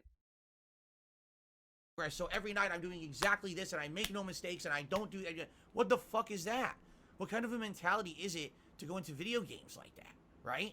I feel like the main thing that I have a problem with DSP is that every time that the game offers a challenge that he has to learn from and adapt to, he complains about it and says that's not good game design. Like, he's gonna complain about the Zelda lightning shit, and it's like, that's part of the challenge because it makes you think about your surroundings and it makes you think about the context of the game and what you're in and what you could possibly do. Like, I never thought about this, and people were saying this about this, that you could use your metal weapons in a lightning storm to throw at enemies and then they'll be shocked. Like, that's actually a creative solution that I didn't even think about because I just thought about, like, what you said, like, just unequip it and move on with your life. Or, like, my brother was telling me, like, just get the rubber armor and you'll be fine. And I just, like, I never thought about that because I was just dealing with, like, the equipment system because you have the quick system. But DSP never thinks about this because he doesn't think about his relationship with the game's environments and what they're telling him to think about. Instead, he just throws his hands in the air like, this is stupid, man. How am I supposed to learn? But that's the learning process. Like, that's the other thing. People may make fun of what DSP like was doing, but he never really insisted on learning it. He just got shocked and said, "Oh, I was supposed to know that the lightning is gonna zap me. What a bunch of stupid fuckers. Fucking Nintendo, man." And so, like, oh shit, I had metal armor. No wonder it zapped me. Fuck. I'm so stupid. I should have realized. Okay, I'll just have to unequip it. Like, come on. Like, yeah, it's annoying, and you could say it's annoying, but you could also adapt to it and start thinking about it. Like, all Zelda's been about is just having you think about things. Like, when you burn the grass in Zelda, they literally animate, like, wind signals to indicate you can use that to launch yourself in the air for, like, a certain height. And that could open different venues that the game may not have anticipated sometimes. Like, it's all interesting stuff that DSP will never learn because he refuses to learn. He wants the game he wants to learn by the game telling you things. Like, you go to class and the teacher tells you what's in the book. Like, this is kind of it kind of, once you realize this, you kind of understand DSP in a different way because it kind of spells out is a relationship with education. Because I just thought about this.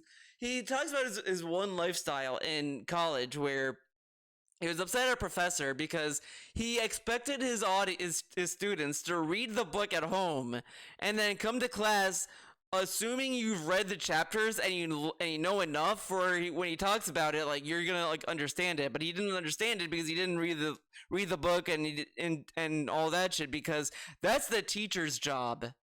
Like, think about that for a moment. He didn't want to read the book because he perceived it as it's the teacher's job for them to read the book to you in college. Like, dude, you're in college. Like, you're not in, like, elementary school anymore. You know how to read, DSP. That's why they gave you the book. That's why like, you highlight, you underline stuff in the book. You take notes and you try to make connections to things that you're learning. That's why the teacher talks like this. But DSP didn't learn that.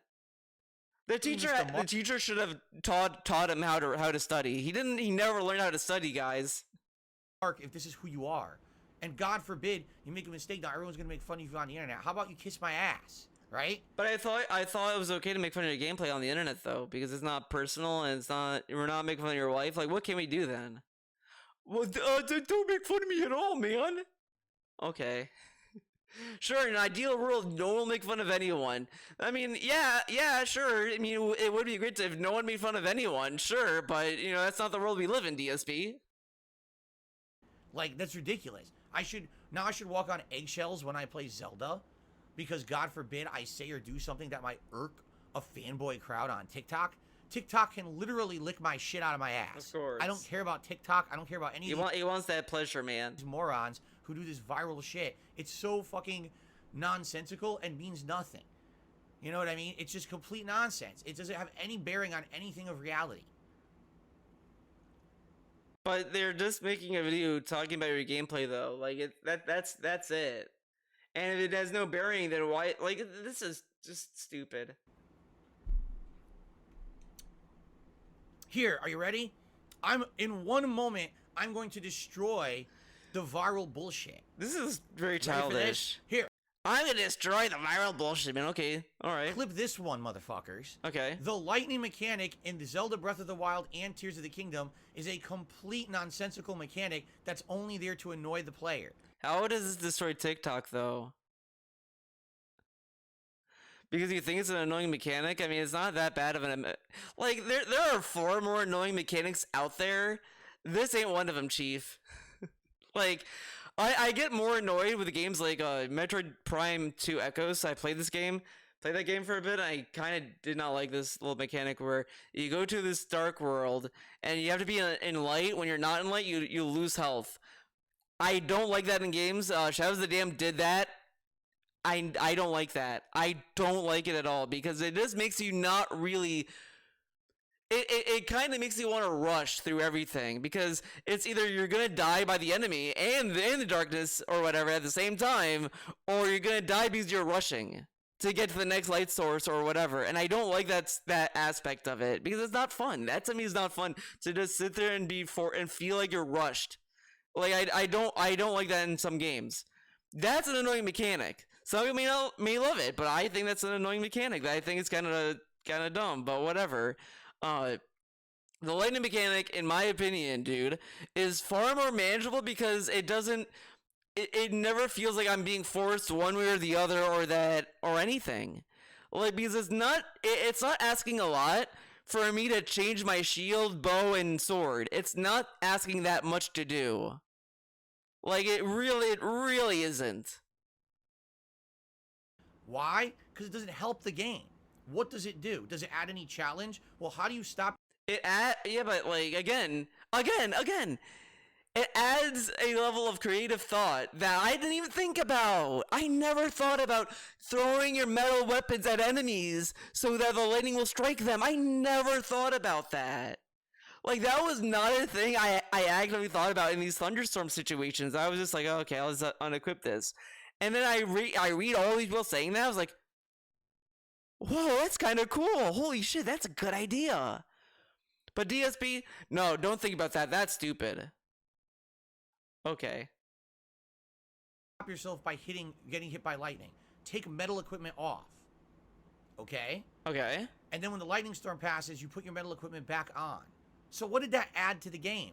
Did that add significant challenge? Did that add any story progression? Did that add this any is stupid. Like, yeah, he's talking about lightning as if it's like a piece of content, but it's not. It's just a thing. Like, this dude is so content driven, has such a content driven brain, that he's calling everything content. Guys, this is content. I added content to the video. This wasn't here before. Now I added it. This is added content.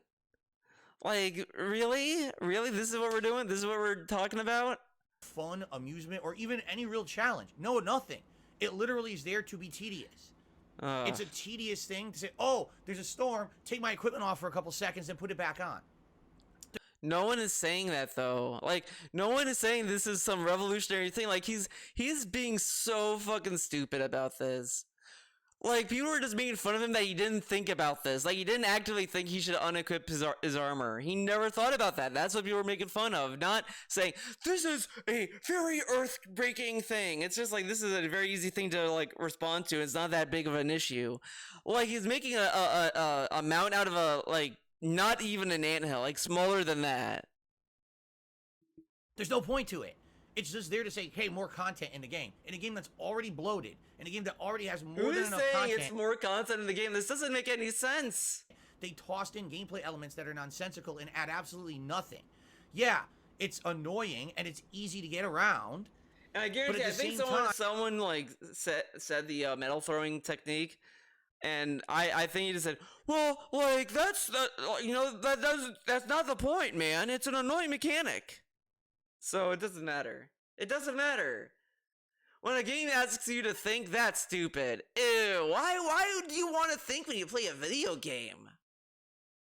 You have a perfectly valid reason to criticize it. It doesn't do anything for the game. It doesn't make my experience better. It doesn't make it harder. It just makes it more annoying. That shouldn't be in the game.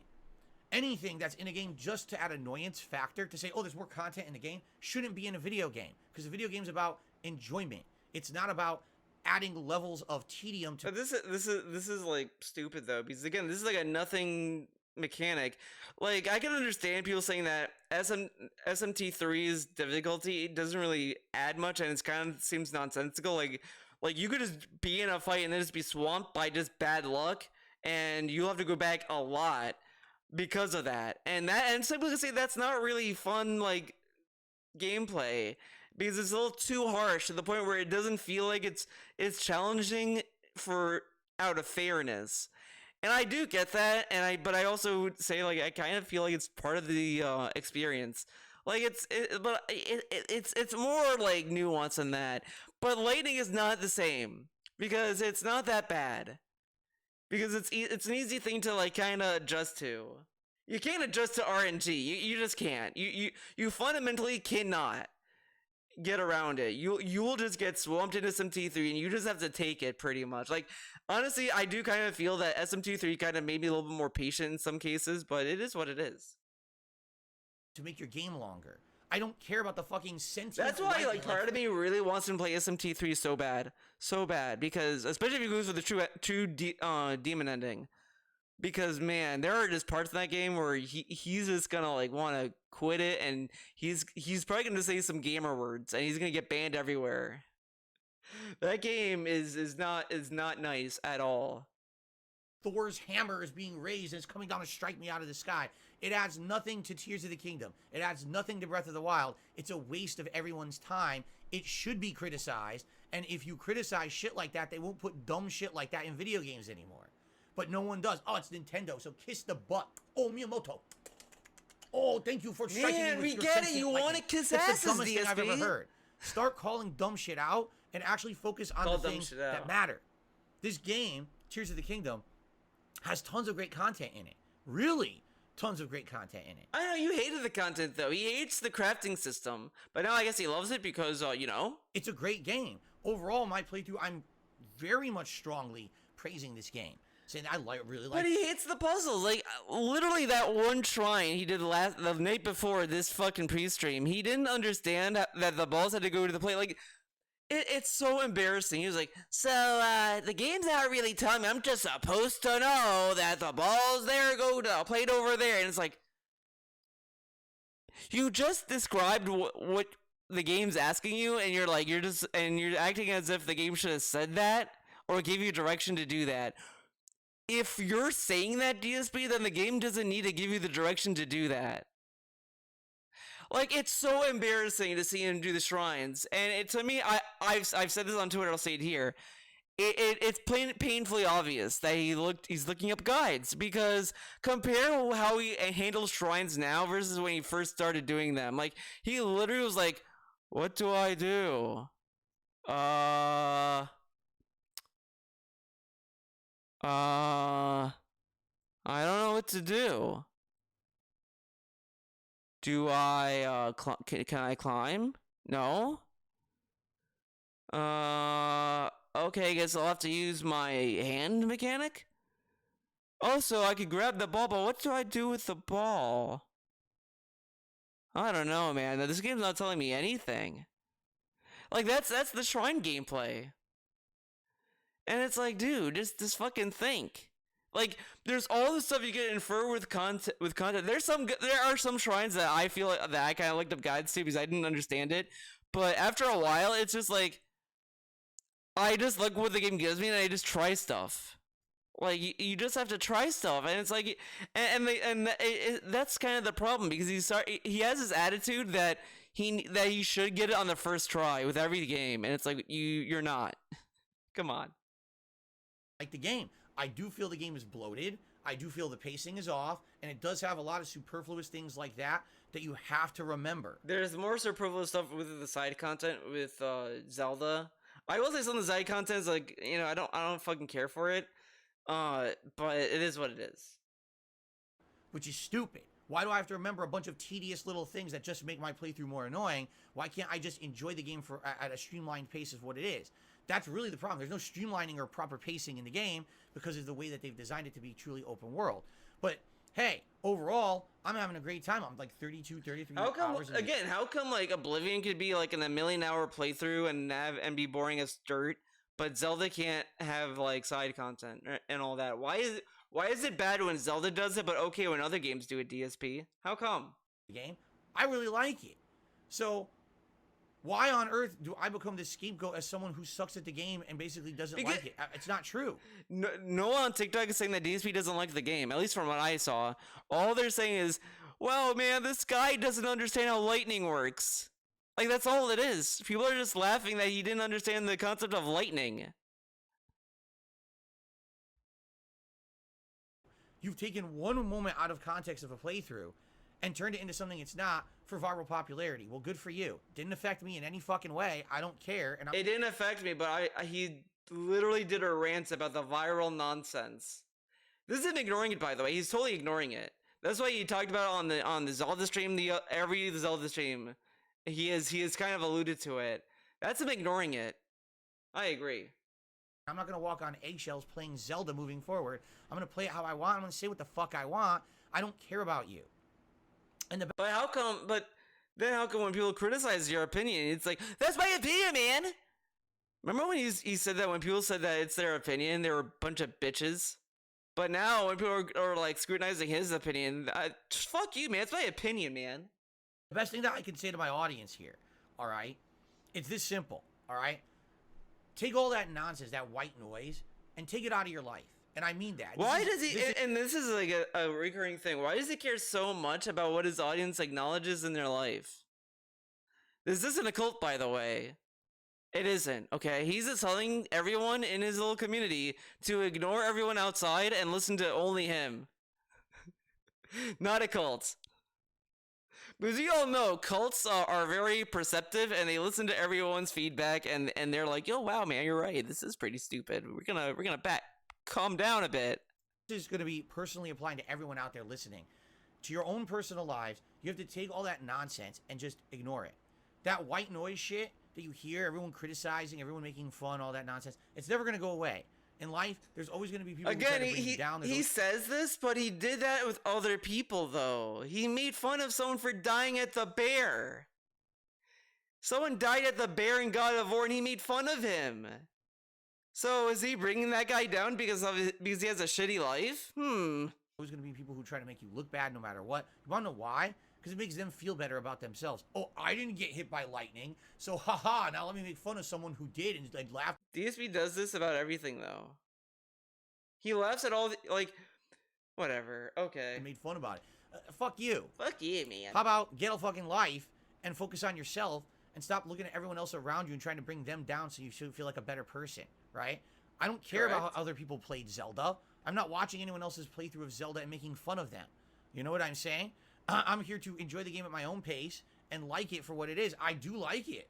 I really do enjoy it. I have criticisms of it. I have the right to make valid criticisms. You can't tell me that lightning is a good mechanic of the game and it adds anything. It adds literally nothing. It's just an annoying thing you have to remember among a million other things you have to fucking remember, right? It's dumb in that regard. But in life, you're always going to have this element. of people who are whatever. making this white noise around you. My best recommendation in this case is to ignore it. If you haven't noticed, in the last several weeks, I've ignored all this bullshit. All these idiots on the periphery always talking about Dark Side Phil and DSP and this negative about him and that negative about him and that. You notice I don't care. I'm just sitting here. I'm so busy with the stuff I'm doing, right? Trying to finish up those playthroughs in May. I've been so busy with new releases now this last week and a half.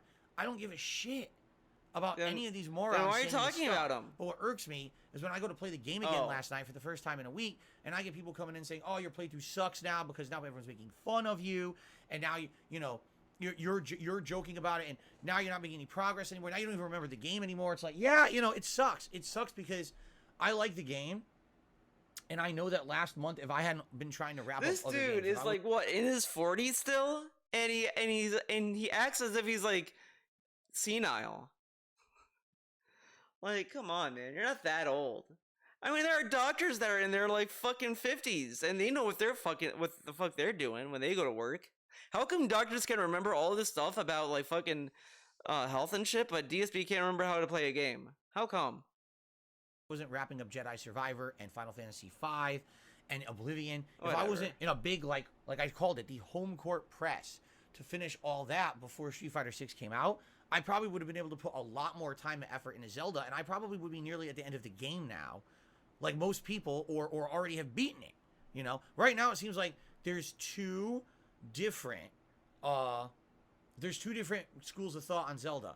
It was an amazing game that everyone played for 2-3 weeks straight beat, or man, that game's so long and tedious and I never got past the first 10 hours and I stopped playing it. Nah, bro.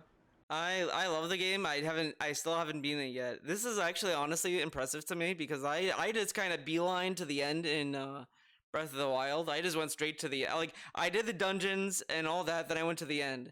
Like that was my gameplay of Breath of the Wild. This one, I don't know what it did to me, but now it's like I want to do this. I want to go to the depths. I want to like explore that a little bit more. Like I did make some progress in the final area, like in Hyrule Castle, but then I left and wanted to do more stuff. Like that's my gameplay of Zelda. Like it's just I'm literally not making any progress. I'm just doing fun stuff, and that's the gameplay. That's what I've been doing. I've just been trying to like look for other things in the sky, like and all this stuff. I've just been chilling, vibing. I've been vibing. I'm not in either boat. Like I like the game, but I'm looking for like armor pieces I want. I'm kind of like this unique situation right now where I kind of have to I have to figure out how I'm going to do it. I want to play Zelda, but if the game really is going to take a minimum of let's say 60 hours to beat, even if I just adhere to the main story, I'm only 32 hours in. That's another 15, 16 sessions. And I'm only going to be playing it 2 to 3 times a week tops. You tell me I have to play it for 3 months? You know what I mean? Like, I really do feel like these games in the modern day have this weird feeling of like self-importance. When you make a game that's 100 hours long, you know what you're saying to the gamer? You're saying, I am what you will play now until you beat me. That's what you're saying. Because if you have a 100-hour daunting game and play it for 20, 30... But then if that's the case, if the game's too long, then why not just drop it and move on? Oh, then people are going to complain. Okay, they're going to complain anyway. They're complaining now. They're complaining you're not beating the game now. And so they're already complaining, so drop it.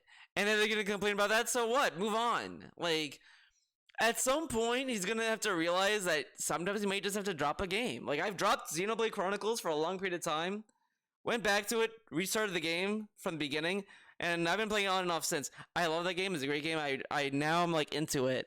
But now I'm playing Zelda, so that's a womp womp there. But 30 hours and you put it down for a week.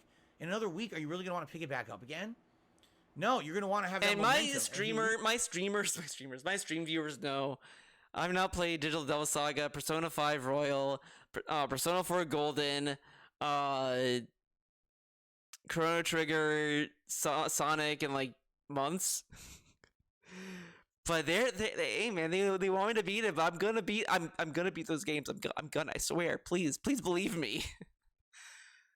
Oh man. Lose that momentum, then you kind of lose your desire to really play it, right? And that's what really I think what's going on here with Zelda is it's a game that's so lengthy with the amount of content that it has. It's like, you must play me, and if you don't, you might as well not play me. You understand what I'm saying? Like, either you play it all and you enjoy it right away. But I will say this, though. I got some bad news for my stream viewers. I may drop Sonic. Maybe. I may go back to it in the future at some point if I really feel like it. But the thing is, I have it on my Xbox and I have it on the Steam Deck, and I just don't like how it performs. And I'll be honest, I like I've seen Sonic Adventure a little bit. I've seen through DSP, and then I've also played Sonic 2, and I'm not looking forward to the Chaos Emeralds. I'm more willing to play Sonic 1 though. Sonic 2, it's like that Chaos Emerald shit. I just know I hated it when I first played that game, and it's like I don't think I'll bother with that. But I don't know. We'll see. We'll see what happens. I don't know what I'm doing. You basically any don't day play it. And really, I think a lot of these game developers are missing the point at this point. Every RPG should not be 100 hours long. Zelda, in case in point, again, Zelda was why is it okay for Oblivion and all these other games to be 100 million hours long, but not for Zelda or any other game? No other game can be long. Only specific games can. Never the RPG that was designed to be 100 hours long. Take a look at where Zelda's roots, right? I mean, yeah, Zelda was an open world or whatever, but Zelda was always a game that you could streamline and you could play and enjoy. But you can streamline this game.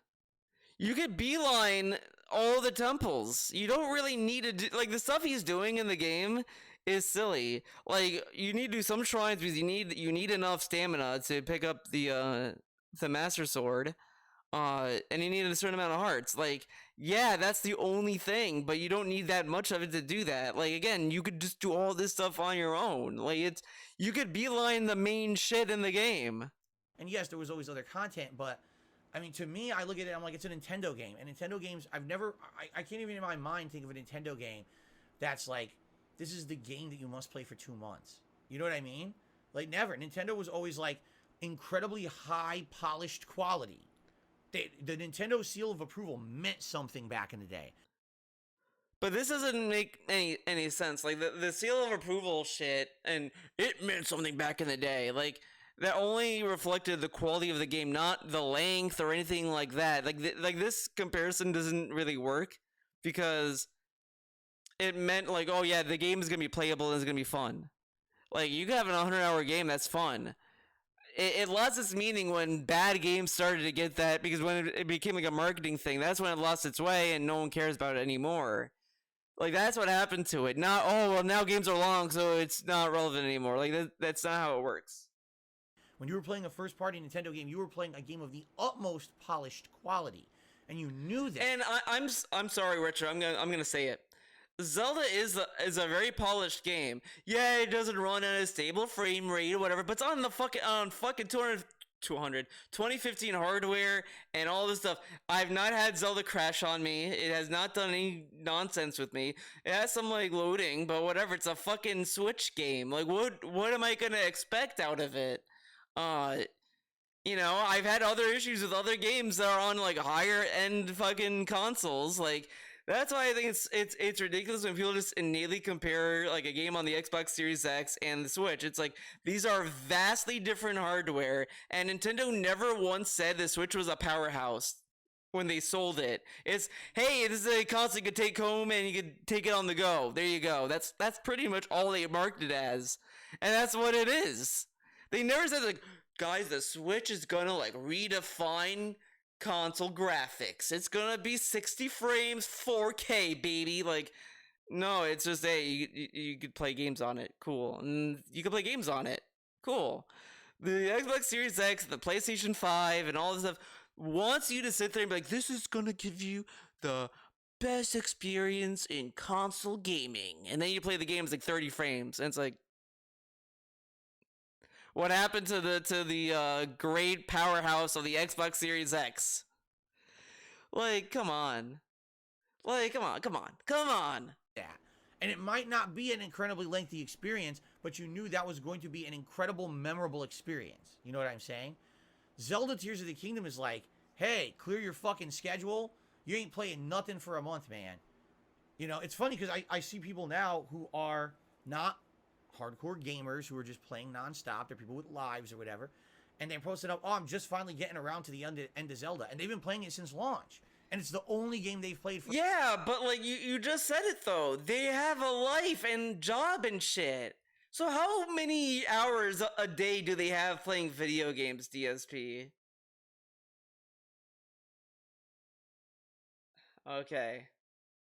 For a month, and they're finally just getting to the end of it, right?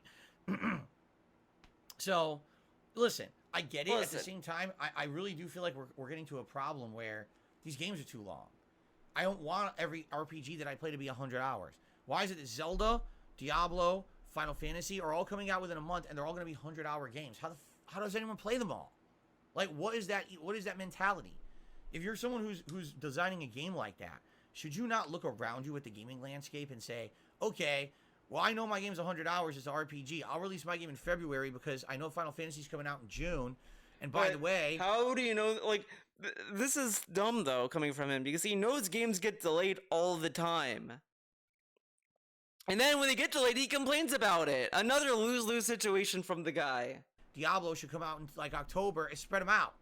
Now, oh, let's all release in a month and now cut into each other. Right? But the other thing is that these game developers are not, like, Blizzard is not going to sit there like, well, these people, they should buy this other game from our competitors. They're going to want to, like, get everyone to buy their game. But whatever. Dude, competition, man. I don't know. It drives me bonkers. Oh, is that true? Is that true? Final Fantasy 16 is 35 hours long. Now, is that just the main story? Or is that the entirety of the game, including side content as well? Why are you listening to them? I thought you said that they're going to be wrong anyway. Why? So he could complain. Yeah, like, you know, so he could complain that, oh, these people say it's 30 hours. They probably rushed through the game and they fucking farted around. Man, this game is a long-ass game, man. That's my situation right now, you know? Like, I understand people are frustrated with the Zelda playthrough. So am I. I really wish I could have played it more last month, and I could have put more focus on it, and I could have been less scatterbrained, and maybe I would have remembered the lightning mechanic, and maybe I would remember what a cooking pot looks like, and maybe I would actually care more to learn the so, just remember, he hasn't played Elden Ring in, like, oh my god. I thought I was wondering what that was. He hasn't played Elden Ring in so long. When he gets back to that, is it gonna be like, I don't know what to do, man? What am I playing? What am I doing? Puzzle mechanics of the game, but to me, it's like, I'm enjoying it when I play it, but not being able to focus on it, I don't think I'm ever... I'll be honest, you know, I haven't played games in stretches of time, and you can see that in my streams, but it's funny to me that I kind of find a way to find my way back on track in my playthroughs. It's kind of funny and impressive to me, because, like, that happened a lot in SMT3, where I was just like, so, okay, I'm back, what am I doing? Oh, okay, I'm doing this. Like, I haven't played Digital Devil Saga in a long period of time. I went back to it, like, a few weeks ago. And I already knew what I was supposed to do. Like, I'm still thinking about the game because I know where I am. I'm at a mini-boss. I'm just outside a mini-boss. I know that for a fact. So, there you go. Bing, bang, boom, man. Who could just sit there and play it for 3 weeks. How come I'm able to remember that, DSP? No, it's a no-brainer. This game will be in my Game of the Year countdown. It's that good of a game. Right? The only thing I will say, the only thing that I truly get like confused with is just hooking up the PS3, but that's because of the DRM bullshit it has. So, you know, it is what it is. Serious, because if you listen to the fucking TikTok idiots, they think that I'm like, I hate the game or something. They're just morons. That's what they do when they take something out of context for personal gain. They make everything look bad. But to me, like personally, I'm loving the game. Every time I play it, I'm like, oh, I get to play Zelda. See how thirsty this dude is to find a group of people to hate on. It was the SOK, it was then trolls, but now that people got tired of hearing trolls, now it's Reddit, TikTok. I wonder what the next group will be. Twitch. That's gonna be the next thing. That's it. I was on Twitch, and then like I'm starting saying something that's criticizing. I'm trying to look out for the Twitch community, and now the Twitch community is being mean to me, man. That's fucked up. See what I mean? Twitch lost their way. That's gonna be the next group. A lot of fun. Exploring the Goron town. We're riding the mine carts around. We actually went to an optional cave by accident. You think I want to go back to kick? Stumbled upon a shrine. Cool. Let's go in the shrine. Let's do that. That element of exploration and surprise and wonder of a big open world is a huge positive for the game. But at the same time, I'm dreading that the rate that I'm playing it, people aren't going to care that much, you know? And I can't just drop everything to play Zelda. There's other games out there people want to see more. You know, I want to play Street Fighter 6. I'm craving Street Fighter 6 right now as I talk. I'm craving Street Fighter 6. I want to play it. I want to play a new character today, right? So it's the thing, like in the gaming landscape, it's not just about one game, one genre, 100 hours. If they're going to make a 100-hour game, they got to make it worth your while. Sorry, but I'm sorry. In the month of May, I didn't see the benefit in dropping Jedi Survivor and Final Fantasy V and Oblivion so we could just play Zelda for 3 weeks. And then never go back to those playthroughs. But he beat those games by the time Zelda came out, though. So whatever. Okay. Of course, the other thing is that I can't win because if I only, let's say, for example, someone just suggested in the chat, why don't you only play 2 games at a time? Okay? Okay. Only play 2 games at a time. Well, as of now, I'm playing 3 to 4 games at a time, and I'm already getting tons of complaints. Why didn't you play this one? Why didn't you play that one? Right now, I'm getting complaints. Why didn't I play the Lies of P demo that came out? Man, his snort snacks are so I play? big. God damn. Right? I'm here 6 days a week, full time, streaming for you guys. Not when am I going to play the Lies of P demo? Right? What about Amnesia: The Bunker that just came out on Game Pass? When am I going to play that? You see? Is anyone really asking for Amnesia? There's just no way you can play everything. These days, there's so many games coming out at a rapid pace, and unexpected things that But see pop what's up out of dumb nowhere. about this, though? He's playing all these games, but, like, why not just play games that you're interested in? But he tells us every day, oh, these are games I'm interested in, man. But he wasn't interested in Diablo, but now he's playing Diablo. Diablo's another issue, too, and I might do a special video on that, but it's so fucking lame. Where I can't do it all. You know, again, back in the day when I started as a YouTuber, things were very different. There actually weren't that many game releases. In a given week, you could, on one hand, count how many game releases were coming out. That's how it was. Now it's like there's always a million indies, Game Pass games, full retail games. How many indies does he even play? He skips all of them. And the thing is, I've said this many times, he'd save more money by just playing indie games. And he always tells us, oh, the poor indie man, they don't get any spotlight, man. Why don't you be the spotlight? No. He doesn't want to do sponsorship for indie games. No way. He won't be bought out, but why doesn't the AAA games give him it? Half-priced retail games, there's like 27 games a week. And you have to sift through the pile of games to figure out which ones are the ones even worth playing, and then which ones would fit into a streaming schedule, and which ones people want to see. It's tough. It's tough, man. So very, very, very, very different from everything that it used to be. And I think a lot of people don't understand that. I think a lot of people are still living in the past. Well, I don't understand why Phil can't play this game, this game, this game, this game, this game, and this game within a 1-month period, be good at all of them, master all of those systems, not make fun of the game or have a criticism. No one is of the game. expecting to Like, what are you master talking it, though. about? Like, what planet do we live on? This is weird, like, nonsense coming from him, because I've never heard anyone say, DSP should master these systems, and he should have no complaints. I've never seen anyone say that, like, ever, at all. It's just not possible. Who are You these people understand? DSP is finding? So anyway, I want you guys to understand. These are I'm very doing my specific best. people. I am. And you know, it's going to be a stressful month to month and a half here. It is. Trying to play all these hot games. I mean, it's and all juggle. all of this is from the lightning stuff. Be in a situation Lightning! where I have so much going on and everyone is enjoying the stuff I'm putting out than a situation where there's nothing going on and everyone's bored. I'd much rather have it like it is now. But it does make it a lot more stressful for me. Okay? And I hope you understand that. And what I will say is, listen, you can't stop idiots on the internet from doing and saying what they do. You can't. All right? What you can do is you can let it get to you. I'm not letting it get to me. I'm not even paying attention. Wait, what? Idiots on the internet from doing and saying what they do. You can't. All right? What you can do is you can let it get to you. I'm not letting it get to me. I'm not even paying attention. I wouldn't have even known about people making fun of my lightning Bullshit, he comments in would. Zelda if you guys didn't come to the Bullshit. How did he know about people doing this? How you don't play then, DSP? stream Nah. and tell me about Ain't it buying it. and try to derail the stream, quite frankly, which a lot of people got banned because they were trying to constantly derail my stream about it. I wouldn't even know about it. I don't pay attention to any of their shit. I don't. There's so many idiots out there. This is what they thrive on. Drama. They thrive on negativity and toxicity, right?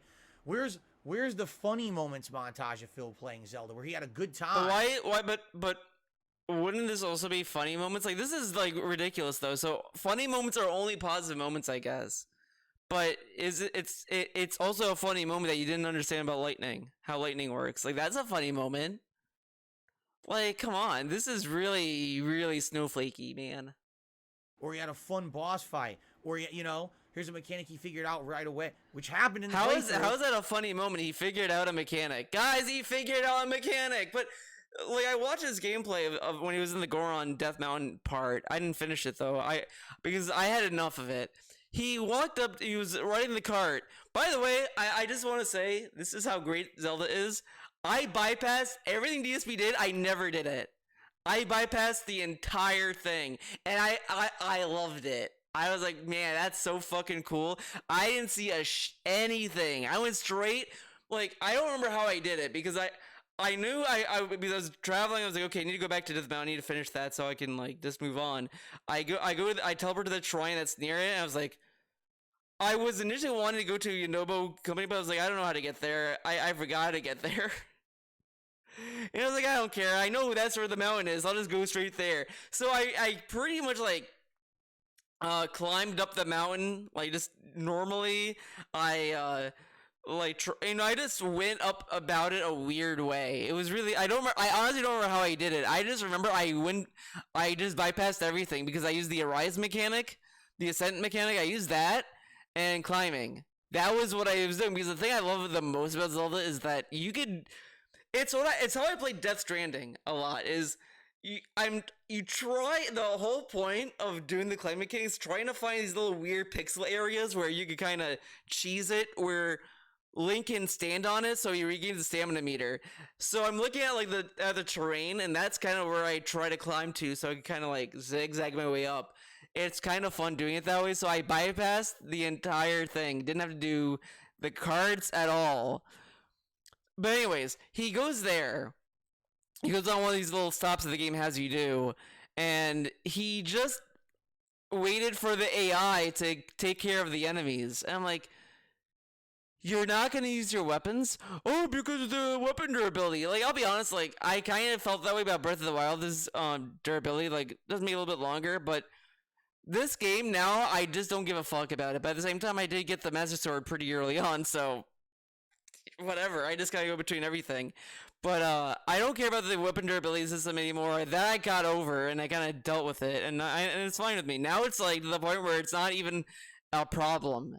I still have the problem with arrows. That's the only thing I have an issue with. I can't find it. I have to buy arrows, and money is kind of like ridiculous to get to. But you know, I got ways around that.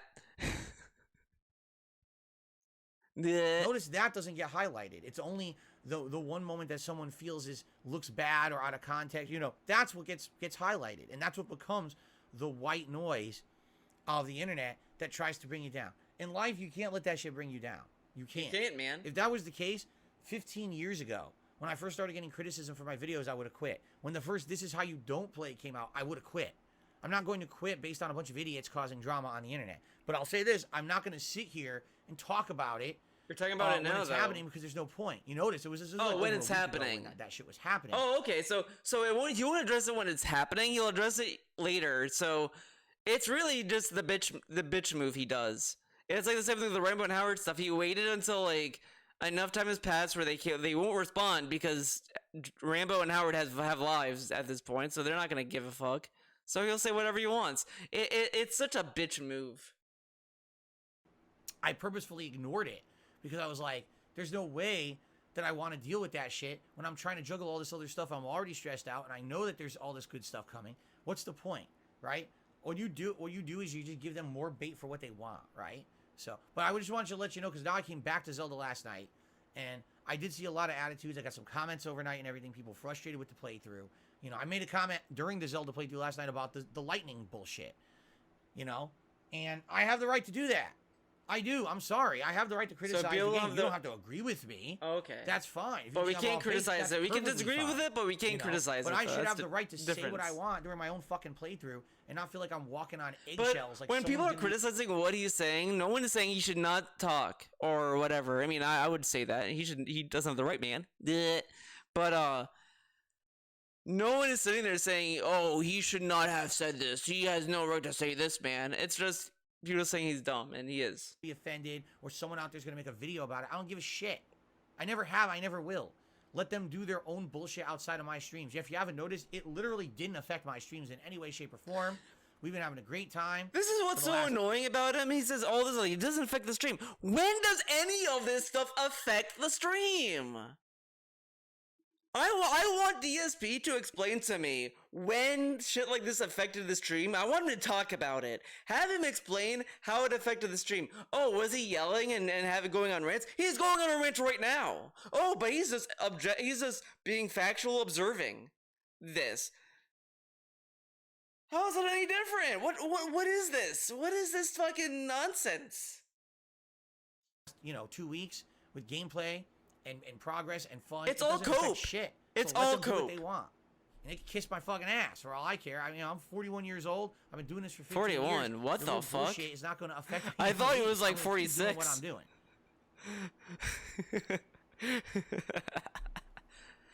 Oh man. Anyway, man, he ages so let's now bad. get back on topic, Man. Okay, so Man, let's talk. can you about imagine how he's everything gonna going look when on. he's like 50 or 60? Today we're doing Mano. I'm just gonna call her Mano from now on. I don't even know if that's how you pronounce her name. I don't care. No one seems to be giving me His Minot gameplay is painful. Like, I'm not like a master Minot player or anything, but it is his moves are so bad. He never, like, the one move Minot has that's her bread and butter. Her bread and butter jab is that back medium kick. It's so good. It's so good. The medium kick combo is like perfect. It's like the best move she has to fucking, like, that is a game changer. There's been matches where I'm losing, that move saves my ass. He's afraid to do the I don't remember, it's a dejej, where she does like the spin kick in the air. That's a good move, but he's like, it gets tough mid-range. You have to read the fucking opponent. There's so many times where I'm like playing, I'm like, I know what they're gonna do. I gotta do this move way ahead. Like, it's just easy to like use it. It's a great move, and he doesn't use it. And the thing is, he tries to target that half circle back punch grapple. I think that one is reverse. I think I get these two grapples confused, but that one he always tries to use, and it's a great grapple. I'll be honest, like, I use it a lot too, but I have to work to get to it, to that point. He just tries to do it, and he's like, "What the fuck, man?" And it's like, yeah, because like it's a very cheesy grapple, but it's cheesy because you have to work to get to do real damage, and he doesn't know the character, and it's painful. It's painful. Does he talk about like Microsoft more? Let's get them up on the leaderboard to start. That's zombies, but it has John Carpenter's name big picture, and a lot of people don't do that. They just see, oh, there was so much hype for today, everything was great. No. Whoa. Don't try to fix it. Don't have the giant budgets. You know, game where there's a mystery, everyone's, are you not? You're like, I've had enough of there. Oh, so it's gonna be like Hi-Fi Rush, right? Then there's another one. It's gonna be a good event, a good variety event. I like doing these. We did one back in May. It went really well. So mark your calendar. Okay, not confusing at all, but it's catchy. At least you can remember the name of it, right? It's funny because people say, well, what is the second DSP? I hate his little event name. It's a really dumb name. DSP's DSP. Like, yeah, I get his digital summer play. I don't fucking care. I don't even remember. Party? I don't fucking know. And it's like, that's the best you could do. And I guarantee someone in chat came up with it, because DSP wouldn't be that creative. DSP stand for, no one's gonna remember. It's Digital Summer Party. There you go. All right. So, outside of all of that, what else is there to really talk about? Well, like I said, this Microsoft event is going on right now, and I watched about 30 minutes of it this morning as I was eating breakfast. Look at this. Stuff. He watched 30 minutes of it. It's an hour long. Only 30 minutes. That's all I gave it, because he loves games so much, man. And I'll be honest, it's not that the games at this event look bad. I'm just feeling like it's hard to not be jaded about modern video games, and here's why I say this. Now he's jaded. This dude is a clown. He's a clown. because he loved God of War and Goose of Sushi, the most like basic ass fucking video games, and he was like jumping up and down, jiggling for those. But this year, oh, now I'm jaded. Yeah, because there's no major property that he can like fucking milk. Like, there's no Resident Evil 9 or Devil May Cry 6, because if there was Devil May Cry 6, I'd be like, dude, Devil May Cry 6, man! Oh my god, gaming is back, man! But he's not a huge Devil May Cry fan, though. 10, 15 years ago, when new games would be released at E3, and it was like, wow, a game, innovative idea, a thing we've never seen before, right? Now it's like, what games do you even see these days that are like something that blew you away that you've never seen before? Every game that they're showing at this Xbox showcase, but that's a very ambiguous thing to say. But whatever, let's fits right into an established genre or archetype we've already seen, right? Really? Like, but that's every game though, because all these games are genres. Every JRPG is a JRPG. Oh man, this Yakuza game, it's another JRPG. I've seen JRPGs before. I played Final Fantasy 1. I don't need to play this one. And it starts playing, it's like, oh, it's Japanese culture, like feudal times, and all of a sudden demons start coming out. I'm like, okay, so it's Neo, so it's Wolong. What? Hold up. Right? Really? Like, there was one game. I mean, I remember, because I think he kind of addressed what I was yelling about him at, because he was saying like, oh, because he would say how Goose of Sushi was so cool, and all this stuff. I was like, dude, it's just like any other game. It has like an open world system and all this stuff. It's like, well, yeah, it combines all their mechanics, but it's like a different spin. It's samurai, and it's like, dude, there's been samurai games in the past too. Like, okay, he's a samurai. He has a sword. I mean, I've played games with swords before. Like, it's just kind of like whatever. It's kind of like it's kind of lame coming from him. Game, and it starts playing. It's like, oh, it's Japanese culture, like feudal time. This dude loves Yakuza and all this stuff because it's Japanese culture. He gets to learn about Japanese culture. He sees a new game that's Japanese culture. Oh, it's Japanese culture. It's an archetype gone. Like, what? Well, I've watched Hercules and I know Greek mythology. I don't need to play God of War. I don't need to play that. I know Greek mythology. No thanks. Times, and all of a sudden demons start coming out. I'm like, okay, so it's Neo, so it's Wolong, so it's the games we just saw a million of in the last 2-3 years. Like, there's a million of this game, right? So it's hard to get excited. I think it's called like Prayers of the Goddess. How can I get excited when it's just another game that looks the same as the others we've just played? But look at the combat. The combat looks fucking sick, dude. Right? And then you got a game, oh, it's third-person action, some platforming in there. Oh, so it's going to be like Hi-Fi Rush, right? Then there's another one, right? I still don't know what this game is that's like Hi-Fi Rush. None of the games made me think that. If anything, it's like, if it's the one I think he's talking about, that's more like Zelda. Because you're climbing and shit. Like, I don't know. Oh, it's first-person exploration. It's a guy in a suit. He's on an oil rig, but everyone's gone. No one knows what's happened. He's investigating. Oh, so you mean it's like Subnautica, or it's like one of these first-person adventure games where you just read logs and try to solve I didn't know puzzles? that's whatever. We played all these before. You understand? Like, I feel like I played that already. Yes, this is the latest, greatest one with better graphics, but it's the same game I played. I'm just playing it in another iteration from another team, but it's still the same shit again. And it's hard when it doesn't feel like there's that much what does he want at all anymore. Like, it's like they're not innovating enough. Again, I said this I think in the same video. When Zelda introduced crafting and all this stuff, oh, this isn't Zelda. This is not what Zelda is. Cried and moaned and bitched about it. Now games are not innovating enough. Okay, what are you? He's just complaining there was no Gears of War 6. That's probably what it is. People aren't really trying to make something different. They're just trying to make something that they know will sell because people bought it already. You know what I mean? That's frustrating. You know, the Xbox Showcase should be a showcase of just that. Games that are now Xbox showing off all the talent of the studios they bought and saying, here's what we're going to do different from if you're playing on PC or if you're playing on PlayStation. Here's the innovation. Here's the variety. Here's the true new fun you're going to get having the Xbox series of consoles. I didn't get that impression. Yeah, watching because you know what's funny? None of the trailers, like, they had a lot of cutscenes and shit in them, sure, and all that, but none of them had that, like, movie like shit. I don't know how to explain it. Like, I don't know. I don't know how to describe it. Xbox presentation. Here's another game of this genre you already played. Here's another. They're just shoveling them out. It's a shovel at this point. They're going. Here's the games you play. Here's some more of the same. Here's some more of the same. Here's some more of the same. Here's some. Okay. Here's a good way to put it. Let's say you absolutely love chocolate ice cream. Chocolate ice cream is your favorite. Every once in a while, you'll eat some vanilla. You'll eat some strawberry. You know, you like butterscotch. But chocolate's your favorite. So you eat chocolate ice cream all the time. And then all of a sudden, someone comes out and says, hey, here's a new kind of chocolate ice cream. And again, this is coming from a guy that wants every fighting game to play like Super Turbo. Like, he wanted DJ in Street Fighter 6 to play like Super Turbo DJ. That, like, he's saying this. Okay, so you eat that. Oh, it's pretty good. I like that they did something a little different with chocolate ice cream.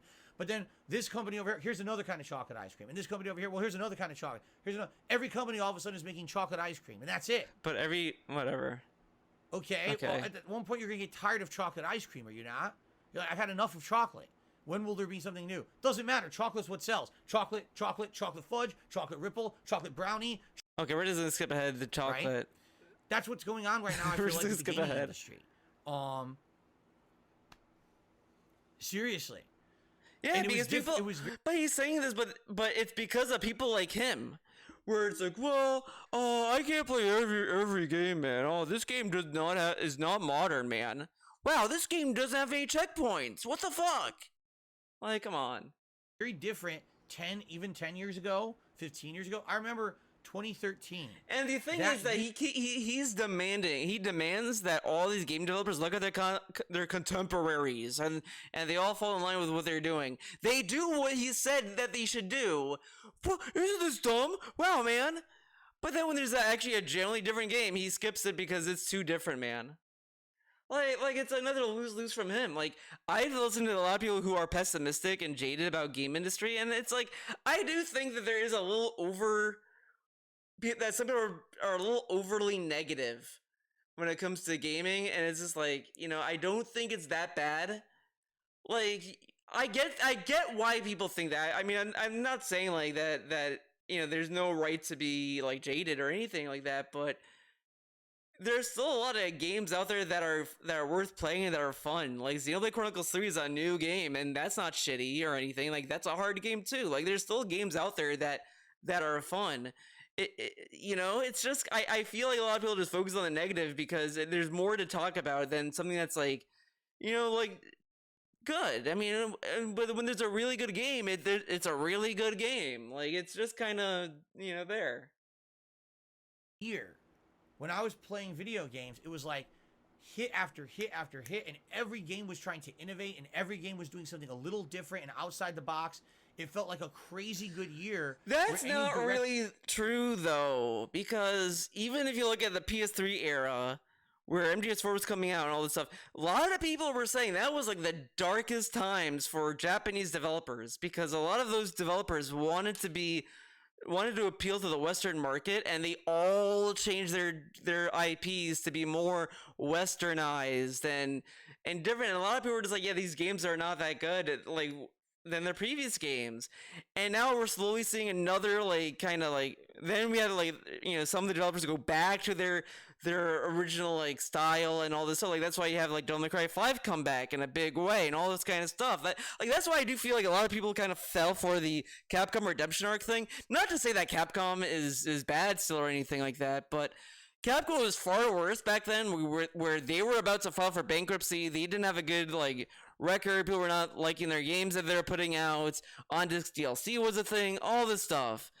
It was up until like Resident Evil 7 that people started to like get back into Capcom stuff, and it turned their market around. They still do a lot of like greedy, money grubby things with their DLC practices still and all that stuff, but they generated a better faith with their consumers because they made better games. But 10 years ago, they were not in that position. Like, you know, even Street Fighter 5, like, that came out and that was a dud, and it's just like they really had to like turn things around, and it was kind of I feel if Resident Evil 7 did not turn out the way it did, I don't know what would have happened to Capcom, because they just were not where they are now, where people are actually are now more willing to see what they're gonna do. Like Monster Hunter World was a hit for them, and all this stuff. Like that's why I was thinking, like, I don't think Exo Primal is gonna be like a great game from Capcom, but it could be another instance where maybe that's gonna hit a very niche group, and that's gonna be its own little success in a way. But they could kind of, that game could fail and people will still be ready to buy the next game from them, unless they're gonna keep sending out duds in a way. But I don't think that's gonna happen at this point. Like it's just kind of wild, and that's kind of how it is with gaming in general. That's why I don't necessarily buy into this whole jaded negative outlook on games. I do feel that like the scene of like greater games and games that are generally fun are all in the indies. That's really where you'll see a lot of expressive games that you can choose from that will, you can kind of look forward to. You're not gonna look forward to every single indie game. I don't know why DSP talks as if you need to be hyped for every single one when that's not the case. But you'll definitely find an indie game that's gonna sing to you. Like I played Humanity, which is on the on PlayStation, maybe on PC as well. Humanity is a great puzzle game. I love that game. It's actually very challenging in some cases. So there's games out there. You went, there was something good happening in gaming, and now it's like I watch an entire presentation. And I haven't seen a single game that stood out that looked different from anything else. I don't know. They all look like stuff the game. I mean, I'm not huge on Microsoft's events, and this one wasn't that great either. But there were games I was genuinely interested in, and I liked it way more than Summer Game Fest. Summer Game Fest, there was only one game that I could tell you that I'm hyped for, that I even remember. It was the Ishin Gaiden game. That's the one game from that whole event, that 2-hour event, where I was like, hell yeah. After that, I couldn't care less. Like, Mortal Kombat 1, I've never seen a game where I got more and more or less interested in it. Where it's like, I don't know, even if, like, I have a friend that likes NetherRealm games. I even told him, like, look, I don't know if I'll get this game. I already don't like the new gameplay system that they're instituting. I'm not into it. And then you have Microsoft that had Persona 3 Remake, Persona 5 Tactics, and Metaphor. Already 3 games I'm already interested in, and the new Like a Dragon game with Ichiban. 4 games. That's 3 more than fucking Summer Game Fest. So it already is better, just off the bat. I've already played. Yeah, I think Summer Game Fest ending on Final Fantasy VII was just kind of a waste of time. Like, why end it like crazy that? To me. And when the funny part is, it's not that games are stale for me. I'm really enjoying Street Fighter 6. I think Diablo was a great chill game. And Zelda, every time I play it, I'm blown away by the physics, the No, way you're that not. they designed He this just world. complained about the lightning, and he's saying he's blown away by the physics? What the Oh my god. I sat through that Zelda rant, and he's telling us, he's trying to convince us that he's blown away by the physics. He just said it's a waste of time, and it's annoying. Shut up. Fucking go away. With the puzzles, I'm having a great time with video games. But it is hard for me to not get jaded when it seems like the companies aren't really trying that hard anymore to do something different. I don't want to play the next generic third-person action game that either looks like anime or Japanese culture. You know what I mean? Then what do you want them to do? Play the next game that's a first-person exploration game where there's a mystery everyone's missing. You got to read logs and solve puzzles. I've done this. I've played that game 12 times already. I want something new. Where is something new? Is anyone even trying to do anything new? Or is the risk too great that if you fail, now you got a business, or you know what I'm saying? I don't know. It's kind of making me worried about the future of games in a lot of ways. We just had Sony. Did Sony do anything groundbreaking? No. Now we have Xbox. Did Xbox do anything groundbreaking today? No. No. Then who's going to do it? If it ain't going to be the big boys, then who's going to be big the one to take boys. a chance? What about To do Nintendo? something different, to step They outside didn't do the an event comfort yet. zone and make something truly unique. And when you say, well, there are truly unique games, but they need a $600 VR headset, $600 VR headset, I say, well, then you failed. Because the whole So point we of need to innovation- cap. We need to cap innovation. Then that's what he's saying. Because how is it not innovative that to have a game in VR? You failed, man. I mean, I get it. Not everyone has VR. I don't have VR, and I don't really want one. But whatever, you know, it is what it is. Like Half-Life Alyx looks rad. It looks like a good game, but I'm not gonna buy an Oculus to play it or whatever fuck you need to play it. Is creating it within the means that people can enjoy it. Not, oh, we have innovation, but you have to invest insane amounts of money to experience the innovation. That's just elitist innovation then, and that doesn't count. You know what I mean? You know what I mean? We got different opinions.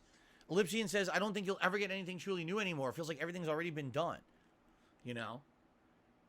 Dine says, you're not supposed to question the product. Just get excited for the next product. You're right. I mean, that seems But like that's the mentality DSP though, because literally there were no like sequels that were announced. The only sequels were announced were like Persona and the Yakuza games. Like, were there any sequels at that Microsoft event outside of like Fable and all that? I don't think so. So of course DSP is not going to be excited. There's no sequels for him to consume. To the hype train no matter what. Don't criticize. Don't actually consciously think about what you're seeing. Just get hyped for it, right? Dabhan says there's only so many stories you can tell. It's unlikely we'll get something truly innovative if everything's already been done. See, here's the truth. I don't believe that at all. I really don't. I don't believe everything's been done. I think what's happened is within a 10 to 15 year period, gaming advanced massively. We had a huge spike in gaming, and gaming became the biggest entertainment medium as it became more profitable, correct? And what happened is you had a bunch of such a hard on to say it's so profitable. Like every day when he gets a chance to talk about that, he gets excited. All throw their hats into the ring of making games, so they all made the same games. I do feel like there's innovation to be had. I do. The question is, who's going to be the one to get noticed for it? Because I guarantee you there's innovative games being made, but no one knows about them because they're indie games. They're not getting the highlight they deserve. Then why don't you give them the highlight? This dude, like, cries about this, but avoids indie games. He doesn't even care about them. And he's like, well, it's like a smorgasbord of, like, games. You don't know what's a bad indie game and a good indie game. But DSP, you don't know that about any game. You can say that about anything. But you don't have any vested interest. He doesn't look at them and come up with his own decisions. Like, he didn't even care about A Plague Tale until he got $400 to play the first one. Because they don't have the giant budgets. You know what I'm saying? They don't have the opportunity to get the limelight. And they're probably... And DSP also told us that he gets all these offers from indie games to play them, and he turns them down. Why don't you be the spotlight, DSP? Like, think about this fucking thing, man. Not only are you going to make a living off of sponsorships, but you're giving a spotlight to an indie game that otherwise would not get noticed, correct? Like, this dude is so stupid about this. He complains that indie games don't get highlighted. Why don't you take vested interest in it then? But no. He has to beg for money. That this is far better and meaningful and robust. Standing games out there that don't get the light of day. It's bullshit. Bullshit, man. I agree. Back in the day, those games would be made by big companies. Now the big companies don't take the chances anymore. That's the problem. But this is where I get jaded. Hold up. Now I gotta fucking edit this video. Pretty cool, huh?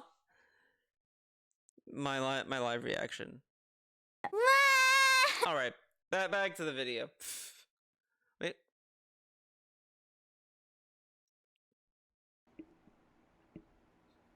Yeah, Eternal Napalm says the law of diminishing returns is having an effect on gamers now. I think you're right. I absolutely think you're right in that regard. It's now is diminishing returns. Like, I'm so excited for this event. You watch, wow, it was all the same shit again. Like, I mean, yeah, some of it looks like it's good. It'll be a better version of what I've already played, but you're still playing the same shit you already play. But remember, it's bad when Zelda does it, but good. But other people need to do it though. Other people need to innovate, not Zelda says, though. If the game is good, does it have to reinvent the wheel? Well, okay, fair enough. There is a mantra out there. Dude, you know for a fucking fact, if any game changed it any way, in any shape or form, like Zelda, easy example, he would complain about it. This game was so much better back then. Oh, they should have changed it, man. And now he's like, he says this. Come on. If it ain't broke, don't try to fix it, right? That's like the wordier version of it. If it ain't broke, don't fix it. Not if it ain't broke, don't try to fix it. That's like a little wordy. That's how you get Call of Duty. That's how you get Madden. You know what I mean? That's how you get NBA 2K. That's but how these you are get like, but those are very, very, very, very different things, though. One is Call of Duty was meant to come out every year. Like that's the whole thing about Call of Duty. Was this a yearly thing? Madden and NBA and all that stuff are sports games. Like that's a whole different market and a different like thing completely. Like sports games are never gonna be like, okay, let's change football. How do we change football, man? Like what are they gonna do? What are they gonna do to a football game?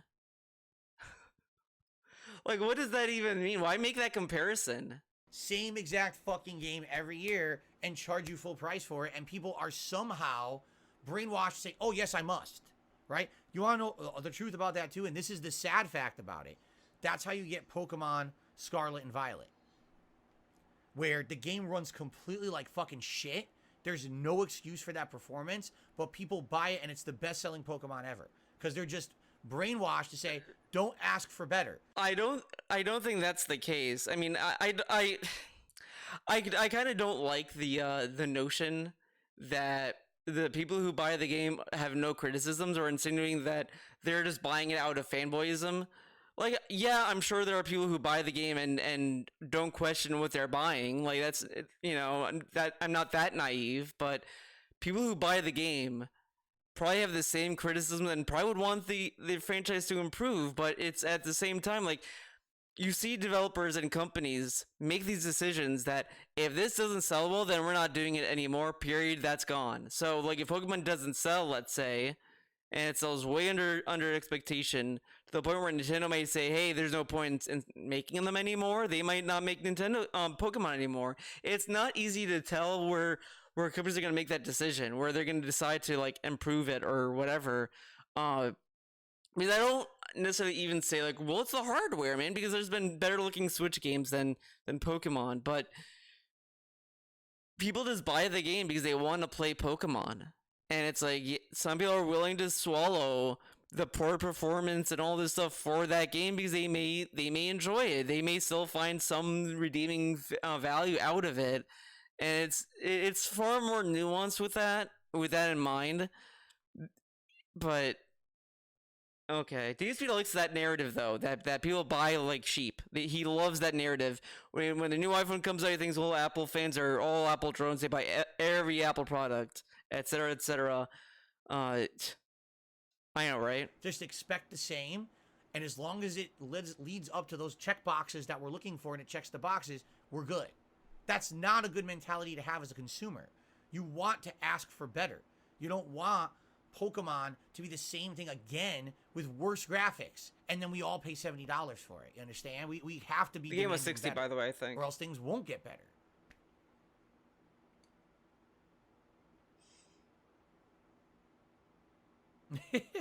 Anyway, this is an interesting discussion to have. I'm glad we're having it today. This is something different to do on the podcast. No, I like having these different discussions. That's why I do this show.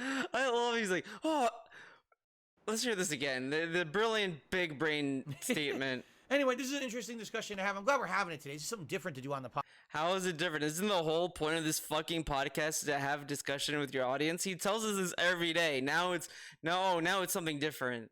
Podcast, no. I like having these different discussions. That's why I do this show. I hate when he says that no shit. Like, man, it is so annoying. Mano should wear pants, no? It's hilarious because some people are like, just don't do the podcast, just play the games. Yeah, but isn't it fun to have this discussion when this stuff is going on? And now people can... You can have the discussion as you play a game, though. Actually, here's my goal with this show. If I can make a couple people think about stuff that maybe they weren't thinking about. But who's not thinking about this, though? When you're innately participating in buying and playing video games and all this stuff, you're innately thinking about innovation, different game design, all this kind of stuff. Like, you're naturally thinking this. Whatever. Right? That's the whole point. And now maybe you watch the Xbox showcase with one mentality, but now you're listening to the discussion. Now you're like, you know, this kind of has a point. Where was the innovation today? Well, why? So then, why can't you say this as you watch the whatever? And I've done my job. You understand? That's what I'm trying to do. I'm not trying to get everyone jaded out there. I'm just trying to get people to get out of this brainwash mentality of hype. There's so much of this. We are groupthink mentality. Everything is hype. Everything must be consumed. And that's a bad mentality to have. You have to be thinking from intelligent perspective, comparing things to other things. You have to see big picture. And a lot of people don't do that. They just see, oh, there was so much hype for today. Everything was great. No. I have not seen a single person do this for any event ever in my life. Maybe in the early days of E3 and all that shit, sure, but I mean now people are just like, okay, whatever, and they like what they like. Back, look from different directions. Okay, Arkham, I did get your email and thank you. And sorry again, I get everyone's emails. I just don't respond to most of them because I don't have time. But I did see your email and thank you for that. Okay. What's hilarious is an honest fan says, oh, it's not that serious. It's video games. What did you just say? You're telling me the biggest entertainment medium on planet Earth is not serious business. That's what you're telling me. That statement is stupid for different reasons, though. Because, like, dude, it's not serious. It's just video games. Okay, so then why do people complain about games then? Like that knowledge, that statement alone, like that, I hope that dude never complained about a video game ever then, right? Correct? Because like there are things that to like be concerned with when like with certain games and all that stuff. Like I was kind of concerned with Grasshopper Manufacturer because Suda51 when he was doing Shadow of the Damned, Lollipop Chainsaw, Killer is Dead, like that era, like was a pretty bad era for him. It was to the point where he was about to quit making video games, and then he made a smaller scale game, No More Heroes: Travis Strikes Again. Great game. I love that game. Which made him love games again. And he's like, I'm gonna make No More Heroes 3, and now who knows what he's doing? He's doing something crazy. I know there's gonna be a remake of Lollipop Chainsaw and a remake of, or is it a remaster of Shadows of the Damned? But I think he's gonna do another game. I think there's gonna be something coming out, but there's stuff like that to be concerned about. Like I like this game developer, and I don't want to see him like go away, and I want to see him like do what he wants to do and make games he wants to make, even if it means that he has a smaller budget. Like I'm all for it, But to say that it's like not serious is kind of, I kind of would argue it's irrelevant to the discussion. It's kind of like, oh, like, yeah, it's not a necessity. Like, video games are not a necessity and all this stuff, but it's important in the sense of like, I like the medium and I want to see it like kind of challenge more and do all this kind of different stuff and have it be more creative of an industry than just getting the same kind of stuff. I don't agree with DSP saying, well, it made a lot of money, so it can't be that serious, and this kind of attitude to have. It's like, yeah, video games are not super duper serious business, but they're also not like nonsense either, But movies are serious business, and TV is serious business, TV. and music is serious business, but games aren't. But he didn't talk about TV and movies and all this other stuff, but, I mean, they're all on the same playing field, though. Like, because you do get people that are like, I just want to go to the movies and turn my brain off. Like, I remember I showed my cousin, Ex Machina. I love that movie. It's a great movie. And he was just like, I don't want to watch this movie. This movie is just one of those movies you have to think, and I don't want that. I just want a movie to turn your brain off, to turn my brain off. And it's like, really? You don't think this is a good movie? This movie is like really rad. But I mean, that's just how it is for some people.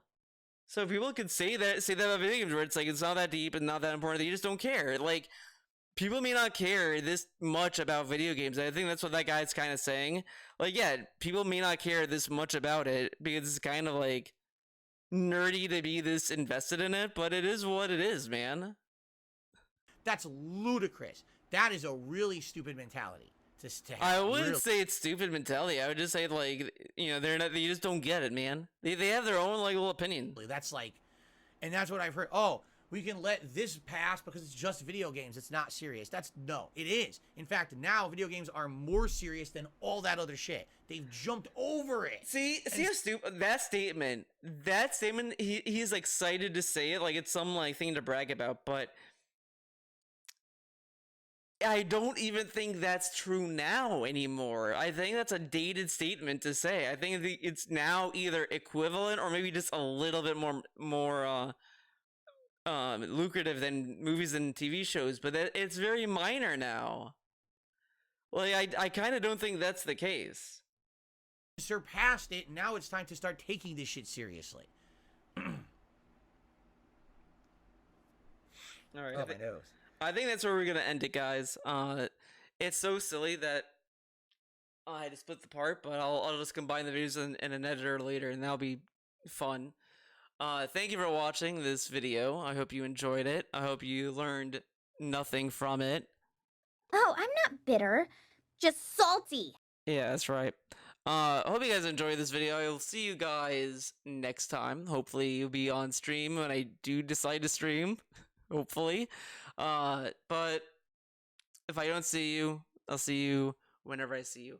Bye-bye.